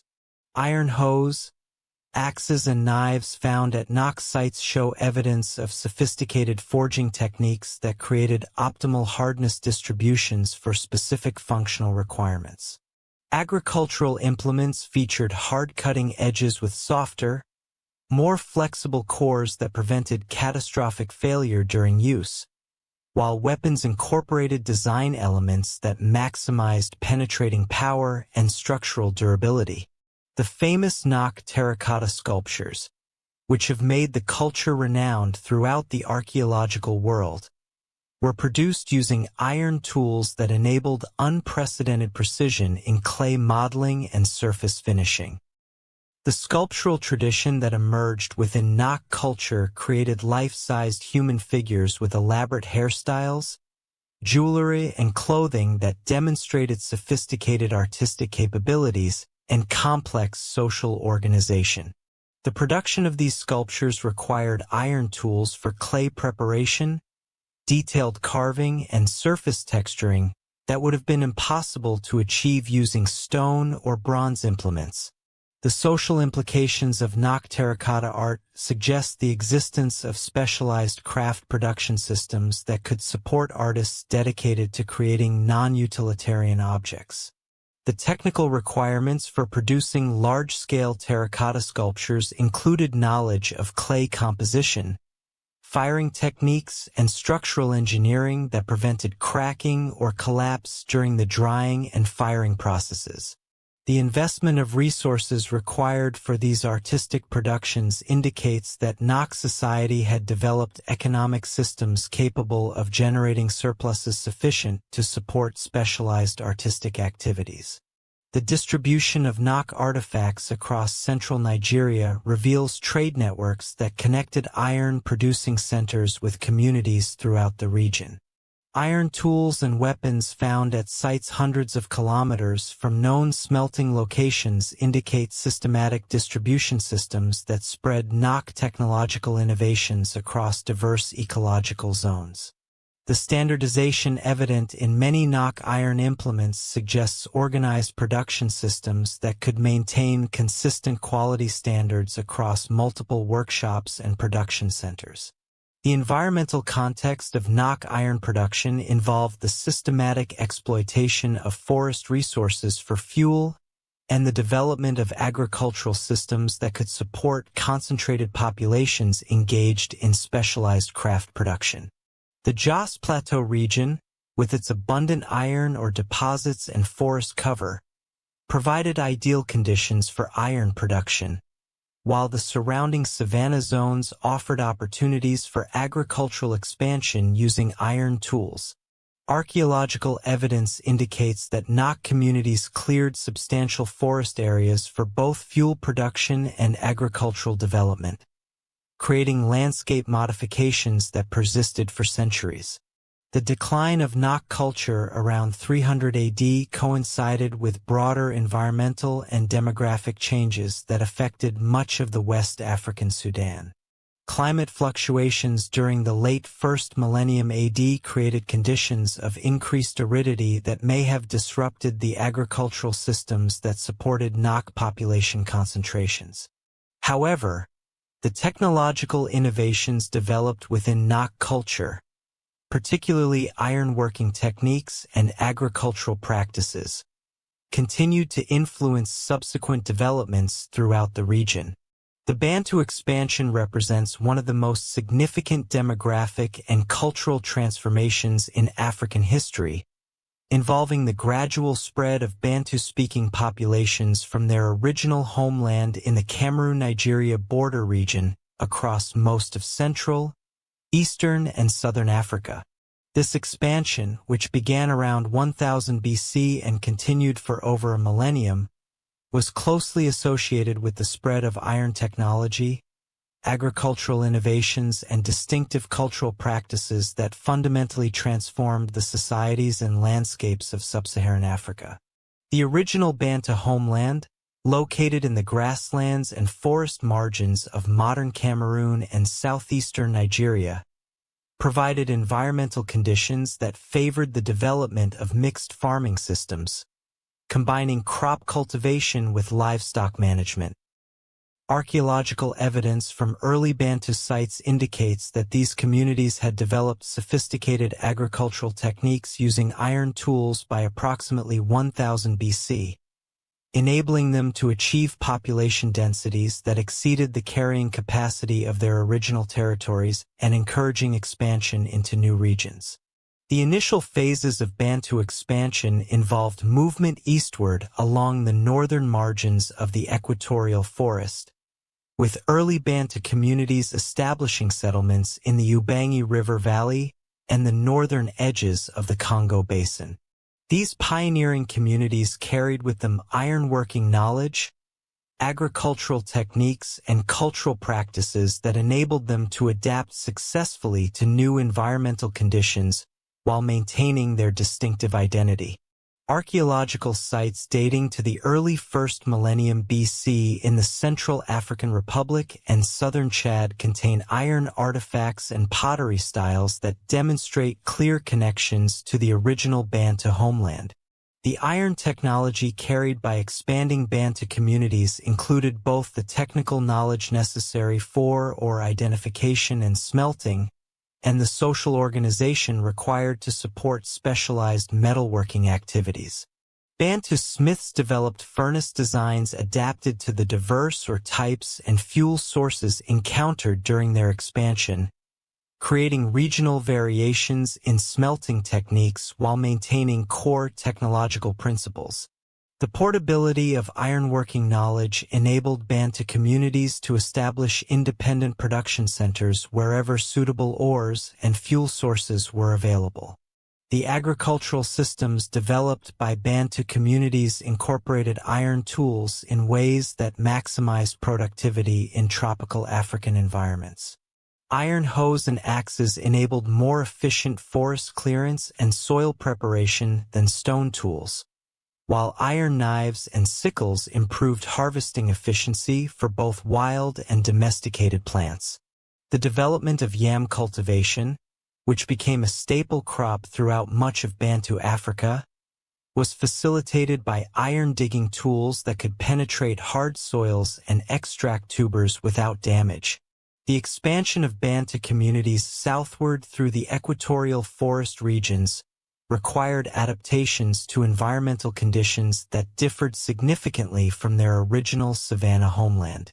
The dense forest canopy, high humidity, and different soil types of the Congo Basin presented challenges that Bantu settlers overcame through innovations in agricultural techniques, settlement organization, and technological adaptation. Iron tools proved particularly valuable for forest clearance, enabling Bantu communities to create agricultural plots within the forest environment. Archaeological evidence from early Bantu sites in the equatorial forest reveals sophisticated approaches to environmental management that combined controlled burning, selective tree removal, and soil enrichment techniques. Iron axes enabled precise tree felling that created optimal light conditions for crop growth, while iron hoes facilitated soil preparation in the challenging conditions of forest soils. The development of plantain and banana cultivation within forest clearings provided reliable food sources that supported permanent settlement in previously uninhabited regions. The emergence of early iron-working sites in the Great Lakes region of East Africa, including locations in modern Uganda, Rwanda, and western Tanzania, demonstrates the eastward expansion of Bantu communities and their iron technology during the early centuries AD. Sites like Kataruka in western Uganda, dating to approximately 400 AD, contain evidence of sophisticated iron production including furnaces, slag heaps, and finished iron tools that indicate well-established metallurgical traditions. The quality and quantity of iron artifacts from these sites suggest that Bantu metal workers had successfully adapted their techniques to East African sources and environmental conditions. The interaction between expanding Bantu communities and indigenous populations throughout Central and Eastern Africa create opportunities for technological exchange and cultural synthesis that enrich both groups. Archaeological evidence indicates that Bantu iron-working techniques were adopted by indigenous communities in many regions, while Bantu settlers incorporated local knowledge about environmental conditions, wild food sources, and specialized hunting techniques. These interactions created hybrid cultures that combined elements of both Bantu and indigenous traditions. The expansion of Bantu communities into southern Africa during the early centuries AD brought iron technology to regions that had previously relied on stone tool technologies.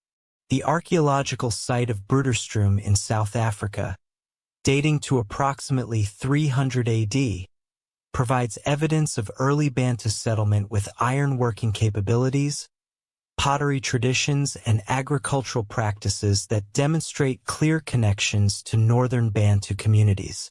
The establishment of iron production in southern Africa enabled population growth and territorial expansion that would continue for centuries. The development of cattle-keeping traditions within expanding Bantu communities created new demands for iron tools and transformed both economic systems and social organization. Iron spearheads and knives became essential equipment for cattle management, while iron tools enabled the construction of cattle enclosures and the processing of animal products. The integration of cattle keeping with crop cultivation created mixed farming systems that could support larger populations and more complex social hierarchies than either strategy alone. The role of iron tools in enabling Bantu agricultural expansion cannot be overstated. Iron hoes proved particularly effective for cultivating the diverse soil types encountered across sub-Saharan Africa, from the lateritic soils of the forest regions to the sandy soils of the savannas and the clay soils of river valleys. The superior cutting power and durability of iron tools enabled Bantu farmers to clear new agricultural land more efficiently and to maintain productive fields over longer periods than would have been possible using stone implements. The development of iron-based agricultural systems supported population densities that enabled the emergence of more complex political organizations throughout Bantu Africa. Archaeological evidence from sites like Sanga in the Democratic Republic of Congo, dating to approximately 800–1000 AD, reveal social stratification and craft specialization that indicate the development of chiefdom-level political organization. Elite burials at Sanga contain elaborate iron weapons, copper ornaments, and imported goods that demonstrate the concentration of wealth and the development of long-distance trade networks. The establishment of ironworking centers throughout Bantu Africa created networks of technological exchange that spread innovations across vast distances. Specialized smelting techniques developed in one region were transmitted to other areas through the movement of skilled smiths, intermarriage between communities, and trade relationships that connected distant settlements. The standardization evident in many iron tool types across different regions indicates systematic knowledge transmission and shared technological traditions. The environmental impact of Bantu iron production and agricultural expansion transformed landscapes throughout Central, Eastern, and Southern Africa. Forest clearance for both fuel production and agricultural development created new ecological conditions that favored different plant and animal communities. Germanic armies of the later imperial period employed more disciplined formations than their predecessors, while maintaining the individual combat skills that had characterized earlier Germanic warfare. The production of weapons and armor for these larger military organizations required more sophisticated ironworking capabilities than had been necessary for earlier tribal societies. Archaeological evidence from sites like Illerup in Denmark reveals weapon deposits containing hundreds of spears, swords, and shield fittings that demonstrate both the scale of Germanic military equipment production and the standardization that enabled large-scale warfare. The Germanic confederations that had emerged along Rome's northern frontiers represented just one manifestation of Iron Age technological and social development that was simultaneously transforming societies, across the vast expanse of Asia.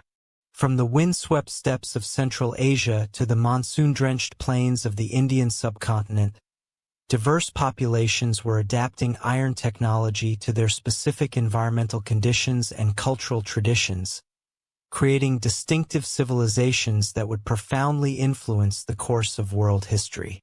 The Scythian peoples who dominated the Eurasian steppes from the 8th to 3rd centuries BC developed, perhaps the most distinctive and influential nomadic culture of the ancient world. Emerging from the grasslands north of the Black Sea and extending their influence from the Danube River to the borders of China, the Scythians created a sophisticated pastoral society that combined exceptional mobility with advanced metallurgical techniques and distinctive artistic traditions. Their mastery of iron technology, particularly in weapons production and horse equipment, enabled them to establish dominance over vast territories and maintain complex relationships with the sedentary civilizations along their borders. The archaeological site of Arzan in the Tuva Republic of southern Siberia has provided extraordinary insights into early Scythian culture and technology.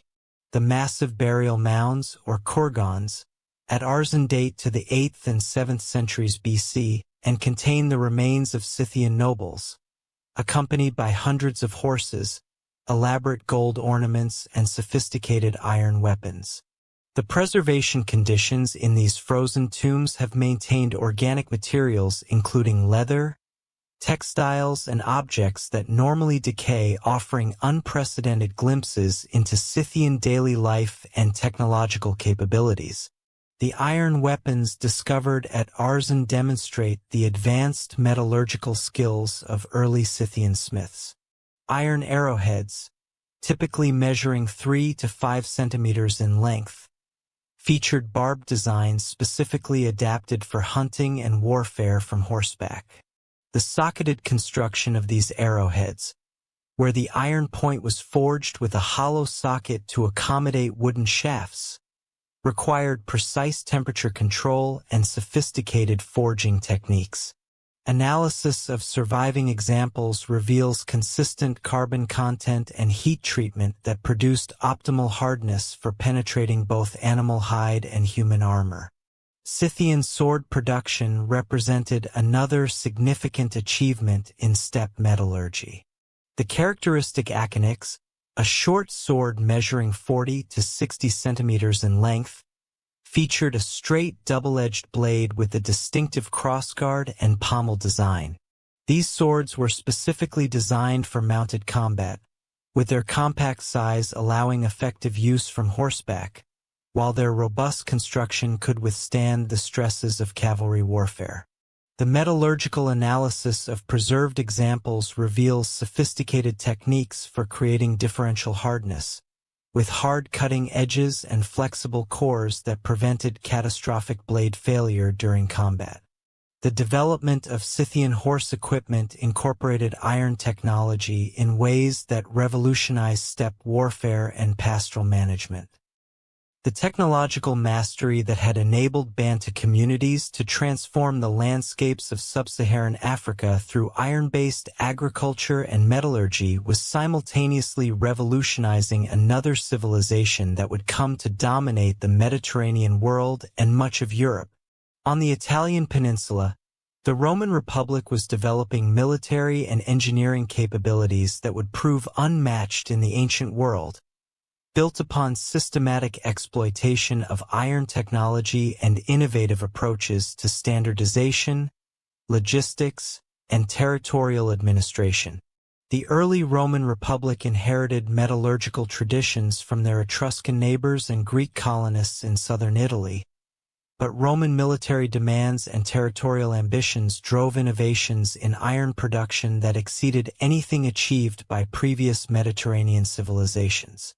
The establishment of Roman hegemony over the Italian peninsula during the 4th and 3rd centuries BC required the systematic production of standardized weapons and equipment for increasingly large armies. creating pressures for technological innovation and industrial organization that transformed Roman society and economy. The Roman military revolution began with the adoption of manipular tactics during the 4th century BC, replacing the earlier phalanx system inherited from Greek military traditions. The manipular system divided Roman legions into smaller tactical units called maniples, each consisting of 120 men equipped with standardized weapons and armor.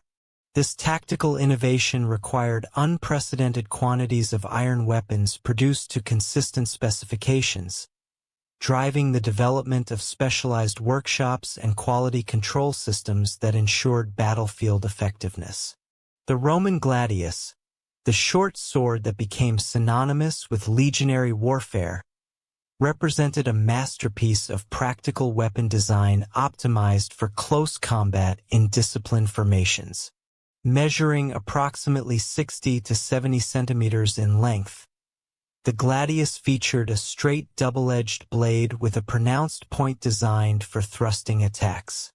Archaeological analysis of surviving examples reveals sophisticated metallurgical techniques that created blades with hard cutting edges and flexible cores, achieving optimal performance characteristics through careful control of carbon content and heat treatment.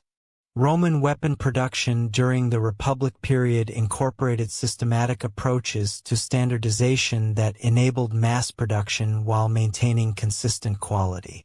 Archaeological excavations at Roman military sites have uncovered workshop areas with evidence of specialized tool production, including dies and templates used to ensure dimensional consistency across multiple production runs.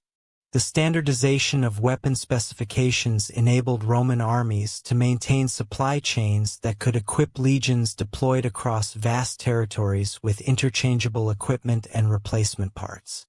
The pilum, the heavy javelin that served as the primary missile weapon for Roman legionaries, demonstrated innovative design principles that maximized battlefield effectiveness through clever metallurgical engineering. The pilum featured a long iron shank attached to a wooden shaft, with the iron portion designed to bend upon impact to prevent enemy reuse. This design required precise control of iron hardness, with the shank forged to specific flexibility parameters that ensured consistent performance across different production batches. Roman armor production evolved from simple mail shirts to sophisticated segmented armor systems that provided superior protection while maintaining mobility and comfort during extended campaigns. The Larica segmentata, which became standard equipment for legionaries during the 1st century AD, consisted of iron plates joined with bronze hinges and leather straps in a design that distributed weight evenly across the soldier's torso. The production of segmented armor required advanced metalworking techniques, including precise cutting, forming, and joining of multiple iron components. The engineering achievements that enabled Roman territorial expansion and urban development depended fundamentally on iron tools that exceeded the capabilities of any previous civilization. Roman engineers developed specialized iron tools for construction, surveying, and infrastructure development that enabled the systematic conquest and administration of territories stretching from Britain to Mesopotamia. The precision and durability of Roman iron tools supported construction projects of unprecedented scale and complexity. Roman road construction, which created transportation networks that facilitated military movement and commercial exchange throughout the empire, required iron tools capable of cutting through diverse terrain types and geological formations.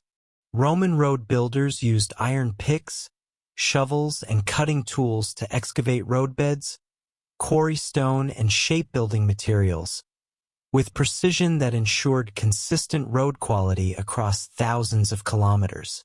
The Via Appia, constructed beginning in 312 BC, demonstrated Roman engineering capabilities that depended entirely on superior iron tool technology.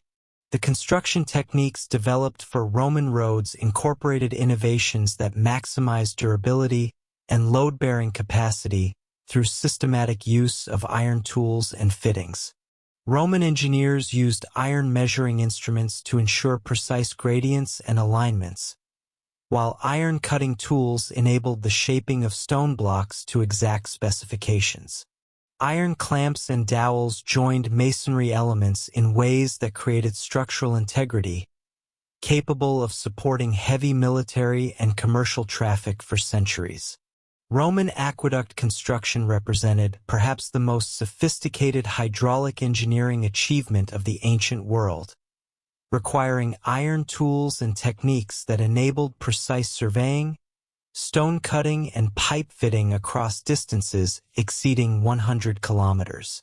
The Aqua Claudia, completed in 52 AD, transported water from mountain springs to Rome through a system of channels, bridges, and underground conduits that maintained consistent gradients over its entire 69-kilometer length. The precision required for such construction was achievable only through the use of advanced iron surveying instruments and cutting tools. The arch construction techniques that became characteristic of Roman monumental architecture depended on iron tools that could shape stone blocks to the precise tolerances required for structural stability. Roman stonemasons used iron chisels, points, and finishing tools that enabled them to create complex curved surfaces and fitted joints that distributed loads effectively throughout architectural structures. The Pantheon in Rome, with its massive concrete domes spanning 43 meters, required iron tools for both the precise stone cutting and the construction of the wooden forms used to shape the concrete during construction. Roman concrete technology, which enabled the construction of massive structures like the Colosseum and the Baths of Caracalla, incorporated iron reinforcements and required iron tools for mixing, placement, and finishing. Roman engineers developed hydraulic concrete formulations using volcanic ash that created structures of unprecedented durability, while iron tools enabled the precise placement and finishing that ensured optimal structural performance. The iron reinforcement techniques developed by Roman engineers anticipated modern reinforced concrete construction by over a millennium. The economic foundation of Roman territorial expansion rested on systematic exploitation of mineral resources throughout the Mediterranean world, with iron mining operations that exceeded the scale and sophistication of any previous civilization.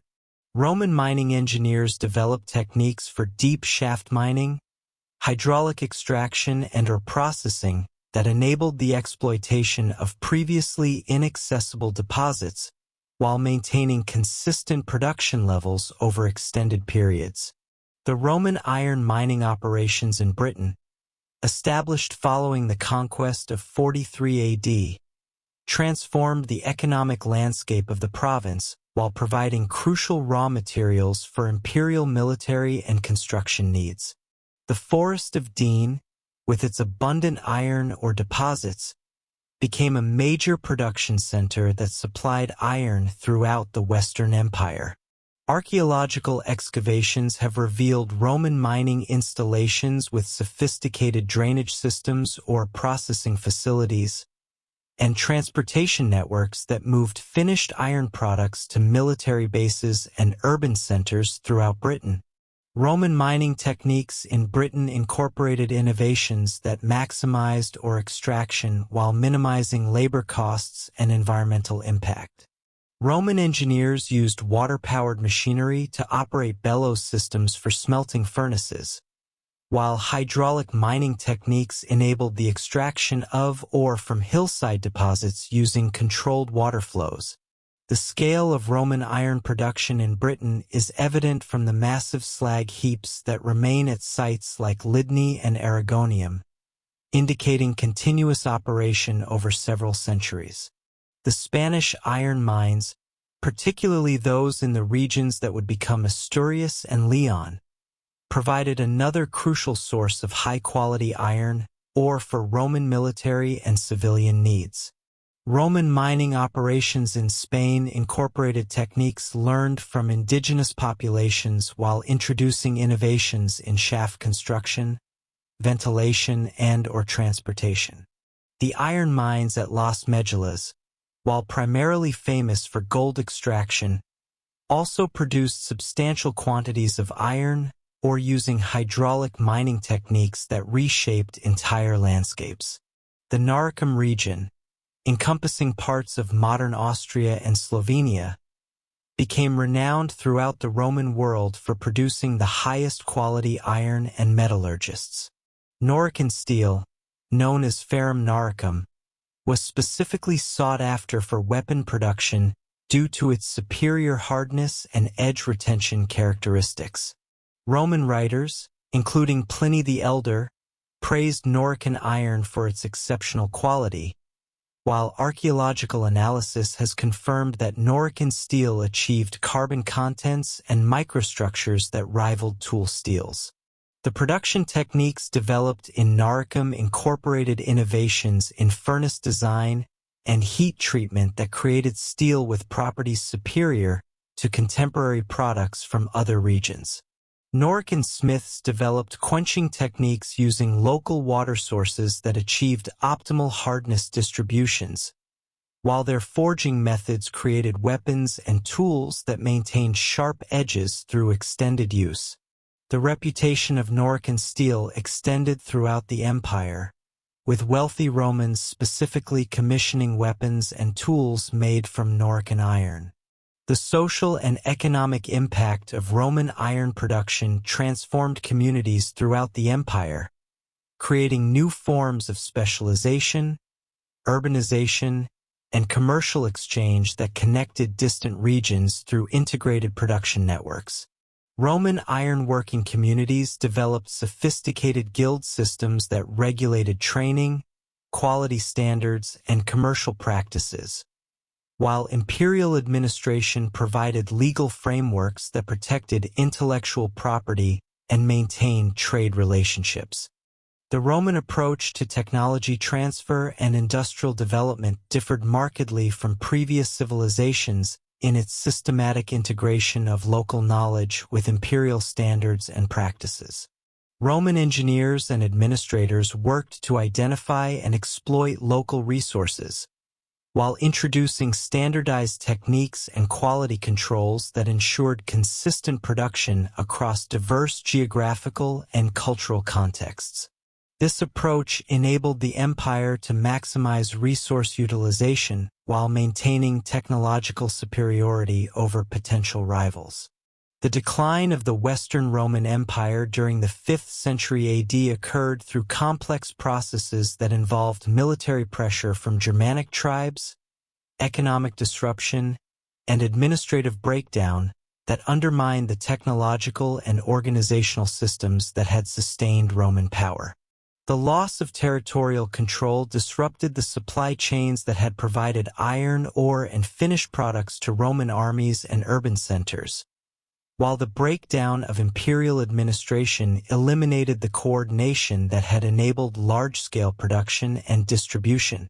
The Visigothic conquest of Spain in 418 AD severed Roman access to Spanish iron mines that had supplied the Western Empire for centuries, while the Vandal control of North African territories eliminated another crucial source of raw materials and finished goods. The progressive loss of mining regions forced the remaining Roman territories to rely on increasingly limited local resources, while the breakdown of transportation networks made it difficult to move materials and products between production centers and markets. The survival of the Eastern Roman Empire, later known as the Byzantine Empire, demonstrated the continued viability of Roman technological and administrative systems when supported by adequate resources and territorial control. Byzantine iron production continued to employ techniques developed during the earlier imperial period, while Byzantine engineers maintained the engineering capabilities that enabled continued construction of fortifications, aqueducts, and monumental architecture. The persistence of Roman technological traditions in the Eastern Empire provided continuity that would influence medieval European development for centuries. The transformation of Roman territories into Germanic kingdoms during the 5th and 6th centuries created opportunities for technological synthesis that combined Roman engineering knowledge with Germanic metallurgical traditions and social organization. The Ostrogothic kingdom in Italy maintained Roman administrative structures and technological capabilities, while incorporating Germanic military traditions and political practices. Archaeological evidence from Ostrogothic sites reveals continued iron production using Roman techniques alongside distinctively Germanic weapon and tool designs. The Frankish kingdom that emerged in Gaul during the 5th century incorporated Roman ironworking techniques into Germanic social and political structures that emphasized warrior culture and decentralized authority. Frankish smiths produced weapons that combined Roman metallurgical sophistication with Germanic decorative traditions, creating hybrid technological traditions that would influence medieval European development. The famous pattern-welded swords produced by Frankish and other Germanic smiths represented technological achievements that equaled or exceeded Roman weapon-making capabilities. The Anglo-Saxon settlements in Britain during the 5th and 6th centuries established new ironworking traditions that combined techniques learned from Roman craftsmen with innovations adapted to local conditions and Germanic cultural preferences. Archaeological excavations at Anglo-Saxon sites have revealed ironworking installations that employed Roman furnace designs while producing distinctively Germanic weapons and tools. The continuity of iron production in post-Roman Britain enabled Anglo-Saxon communities to maintain technological capabilities that supported territorial expansion and political development. The Lombard conquest of northern Italy in 568 AD created another Germanic kingdom that maintained Roman technological capabilities while adapting them to Germanic social and political structures. Lombard smiths continued to produce iron tools and weapons, using Roman techniques while developing distinctive artistic traditions that combined Germanic and Mediterranean influences. The preservation of Roman engineering knowledge within Lombard territories enabled continued maintenance of aqueducts, roads, and urban infrastructure that sustained economic activity and population concentrations. The legacy of Roman iron technology extended far beyond the chronological boundaries of the empire itself, influencing medieval European development through the preservation of technical knowledge, production techniques, and engineering capabilities within successor states and religious institutions. Monasteries throughout former Roman territories maintained libraries that preserved Roman technical treatises, while monastic workshops continued to employ Roman ironworking techniques for construction and craft production. The Benedictine monasteries that spread throughout Europe during the 6th and 7th centuries became centers for technological preservation and innovation that maintained continuity with Roman traditions while adapting to medieval conditions.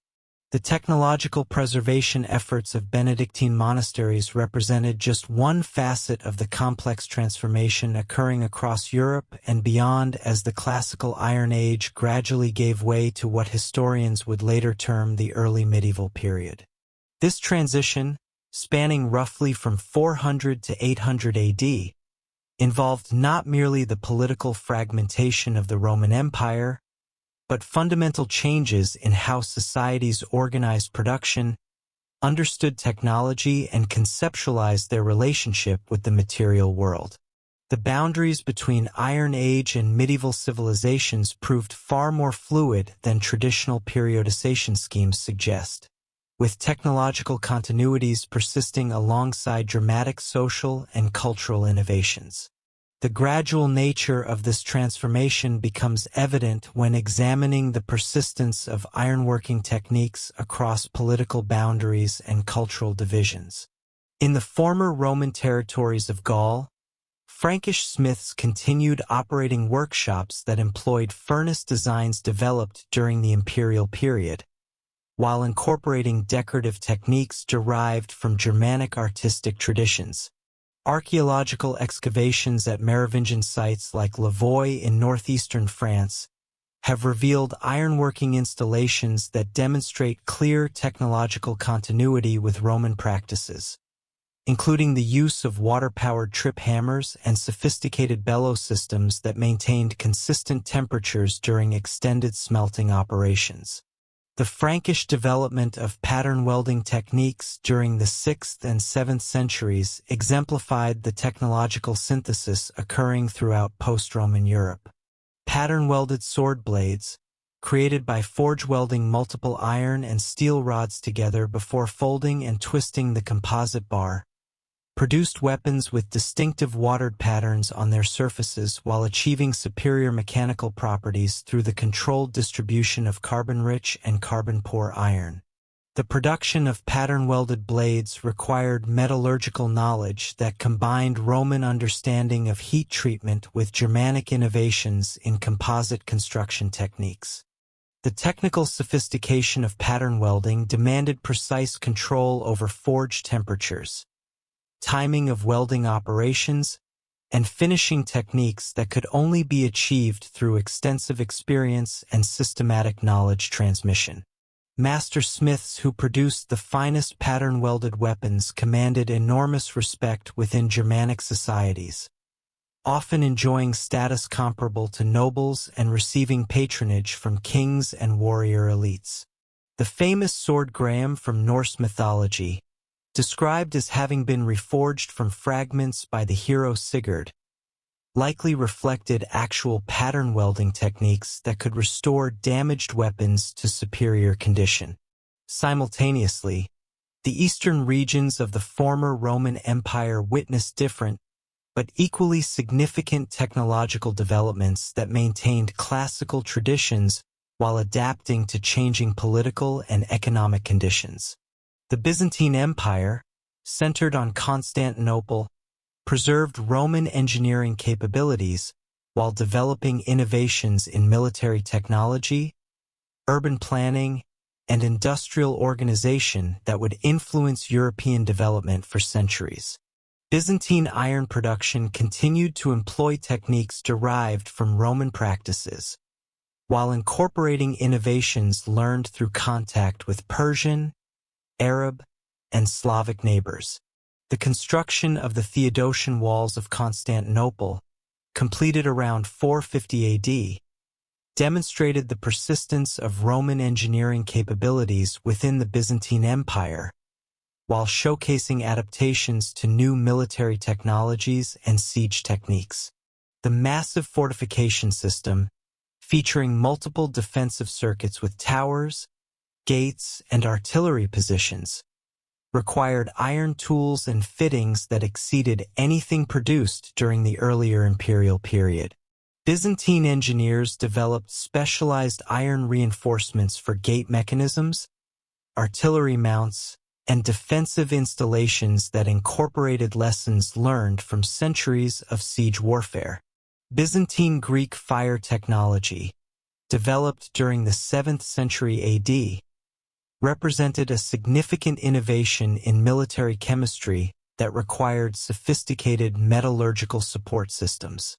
The delivery mechanisms for Greek fire, including siphons, pumps, and protective apparatus, incorporated iron components that had to withstand extreme temperatures and corrosive chemicals while maintaining operational reliability during combat. The production of these specialized devices required metallurgical techniques that pushed the boundaries of contemporary ironworking capabilities. The rise of Islam during the 7th century created another major force for technological transformation that would profoundly influence ironworking traditions throughout the Mediterranean world and beyond. Islamic expansion brought Arab armies into contact with Persian, Byzantine, and Visigothic metallurgical traditions, creating opportunities for technological synthesis that produced innovations in steel production, weapon design, and industrial organization. The Islamic emphasis on learning and technological improvement provided institutional support for metallurgical research and development that advanced ironworking capabilities throughout the Islamic world. Damascus steel production, which reached its peak during the 8th and 9th centuries, represented one of the most significant metallurgical achievements of the early Islamic period. Damascus steel blades, forged from wood steel ingots imported from India, achieved legendary sharpness and cutting ability through techniques that combined Indian raw materials with Middle Eastern forging expertise. The distinctive watered patterns visible on Damascus steel blades resulted from the controlled manipulation of carbide structures within the steel matrix, requiring metallurgical knowledge that would not be fully understood by modern science until the 20th century. The production of Damascus steel involved complex processes that began with the careful selection of wood steel ingots based on their carbon content, impurity levels, and crystalline structure. Master smiths could identify superior wood steel through visual inspection, sound testing, and preliminary forging trials that revealed the material's working characteristics. The forging process itself required precise temperature control, with the steel heated to specific temperatures that allowed carbide redistribution while preventing decarburization or grain growth that would compromise the blade's properties.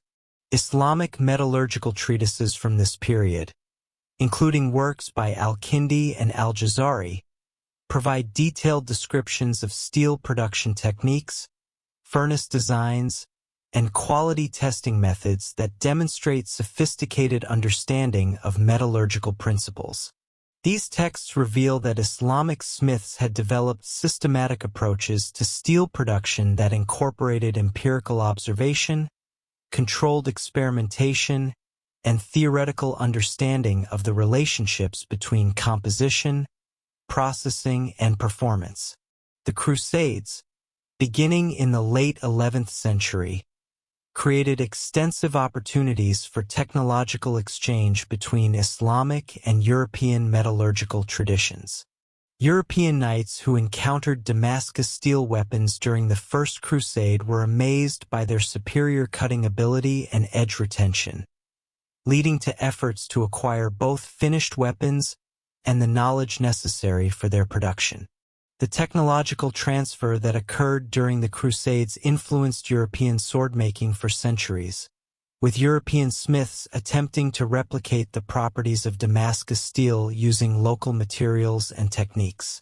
The agricultural revolution that transformed European productivity during the early medieval period depended fundamentally on improvements in iron tool technology that enabled more efficient cultivation of heavy northern European soils. The development of the heavy plow, featuring iron plowshares, coulters, and moldboards, revolutionized agricultural productivity in regions that had been only marginally productive under Roman cultivation methods. Archaeological evidence from sites throughout northern Europe reveals the gradual adoption of improved iron agricultural tools during the 6th through 8th centuries, coinciding with population growth and territorial expansion. The iron plowshare designs that emerged during this period incorporated innovations that maximized soil penetration and turning efficiency while minimizing wear and breakage during extended use. The asymmetrical moldboard, which became standard on heavy plows by the 8th century, required sophisticated forging techniques that created complex three-dimensional curves optimized for soil flow characteristics. The production of moldboards demanded metallurgical skills that combined traditional blacksmithing with specialized knowledge of agricultural requirements and soil mechanics. The three-field system of crop rotation that became widespread throughout northern Europe during the 8th century required iron tools capable of intensive cultivation across larger areas than previous agricultural systems. Iron harrows, cultivators, and harvesting tools enabled farmers to manage the complex crop rotations and soil preparation techniques that maximized productivity while maintaining long-term soil fertility. The increased agricultural productivity achieved through these innovations supported population growth and urbanization that created markets for specialized craft production and long-distance trade. Monastic communities played crucial roles in preserving and developing ironworking technologies during the transition from classical to medieval periods. The Benedictine rule, established by Saint Benedict around 530 AD, emphasized manual labor alongside prayer and study, creating institutional frameworks that supported technological innovation and knowledge preservation. Monastic workshops throughout Europe became centers for iron production, agricultural tool development, and engineering projects that maintained continuity with classical traditions while adapting to medieval conditions.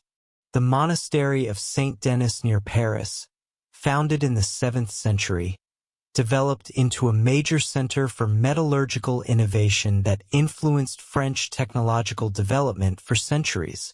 The monastery's workshops produced iron tools, weapons, and architectural fittings using techniques that combined Roman engineering knowledge with Frankish metallurgical innovations. The famous iron hinges and fittings produced at St. Denis for the Abbey Church demonstrate metallurgical sophistication that equaled contemporary Byzantine and Islamic work, while maintaining distinctively Frankish artistic characteristics. Irish monasteries, particularly those established during the 6th and 7th centuries, preserved classical learning while developing distinctive approaches to metallurgy that incorporated Celtic artistic traditions with Christian symbolism. The production of illuminated manuscripts at monasteries like Kells and Dow required iron tools for parchment preparation, ink production, and bookbinding that demonstrated sophisticated understanding of material science and chemical processes. The metalwork produced for liturgical purposes at Irish monasteries, including chalices, crosses, and reliquaries, achieved artistic and technical standards that rivaled contemporary Byzantine and Islamic examples. The Carolingian Renaissance, initiated under Charlemagne during the late 8th century, created institutional support for technological development and educational reform that influenced European ironworking traditions for centuries. Charlemagne's palace school at Aachen became a center for learning that preserved classical texts while encouraging practical innovations in engineering, agriculture, and craft production. The standardization of weights, measures, and currency throughout the Carolingian Empire facilitated trade in iron goods, while encouraging technological diffusion across political boundaries. The capitularies issued by Charlemagne and his successors included detailed regulations for craft production, quality standards, and technological education that demonstrate systematic approaches to industrial development. The Capitular de Villiers, dating to around 800 AD, specified requirements for iron tools, agricultural equipment, and workshop facilities on royal estates throughout the empire. These regulations reveal sophisticated understanding of the relationships between technological capabilities, economic productivity, and political power that anticipated later medieval and early modern approaches to industrial policy.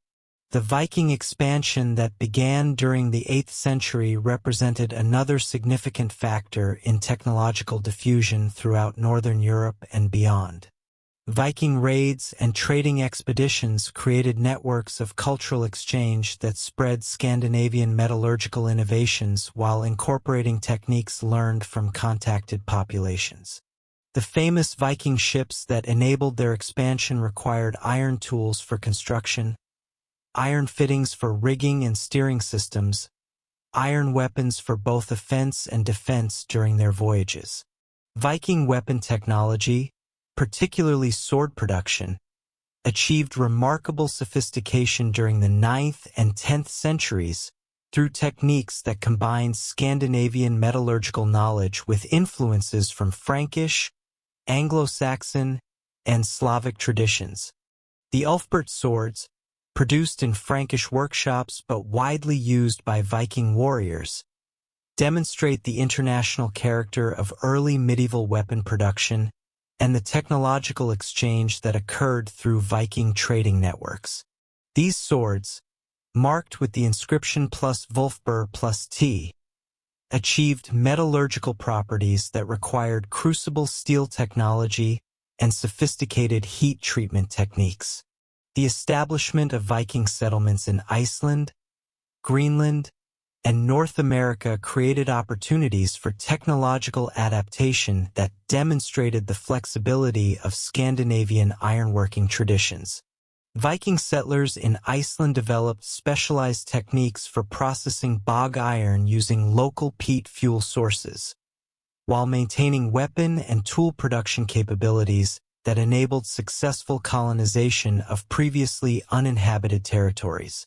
The archaeological site at Lance Aux Meadows in Newfoundland contains evidence of iron production using techniques adapted to local conditions and materials.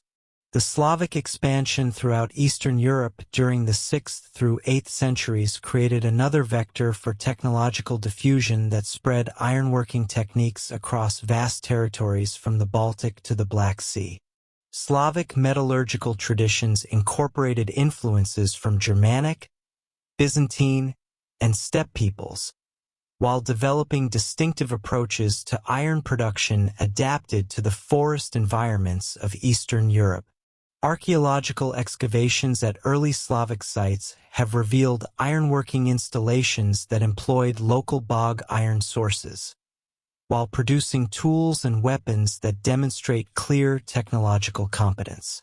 The emergence of the Kievan Rus during the 9th century represented a synthesis of Slavic, Scandinavian, and Byzantine influences that created new approaches to iron production and technological development. The strategic position of Kiev on the Dnieper River enabled control of trade routes connecting Scandinavia with Byzantium, facilitating technological exchange that enriched all participating cultures. Archaeological evidence from Kiev reveals ironworking workshops that produced weapons and tools using techniques derived from multiple traditions, while developing distinctive regional characteristics. The transformation of ironworking traditions during the transition from Iron Age to medieval periods involved not merely technological changes, but fundamental shifts in how societies understood and organized craft production. The guild systems that emerged in many European cities during the 9th and 10th centuries created institutional frameworks for technological education, quality control, and commercial regulation that differed markedly from earlier Roman or Germanic approaches. These guilds preserved craft knowledge through apprenticeship systems, while encouraging innovation through competitive pressures and market demands. The artistic traditions that developed within medieval ironworking reflected the synthesis of classical, Germanic, and Christian influences that characterized European cultural development during this period. The decorative techniques employed on weapons, tools, and architectural fittings combined geometric patterns derived from Germanic traditions with figural representations influenced by classical and Christian iconography. The technical sophistication required for these decorative treatments demanded metallurgical skills that equaled or exceeded anything achieved during the classical period. As the 8th century drew to a close, the foundations had been established for the distinctive medieval civilization that would dominate European development for the next several centuries. The ironworking traditions that had emerged through the synthesis of classical, Germanic, and other influences provided the technological foundation for agricultural expansion, urban development, and territorial consolidation that would characterize the High Middle Ages. The institutional frameworks created by monasteries, royal administrations, and emerging guild systems ensured the preservation and continued development of metallurgical knowledge that would enable further technological advancement. The legacy of the Iron Age extended far beyond its chronological boundaries, influencing human civilization through technological innovations, social institutions, and cultural traditions that persisted for millennia.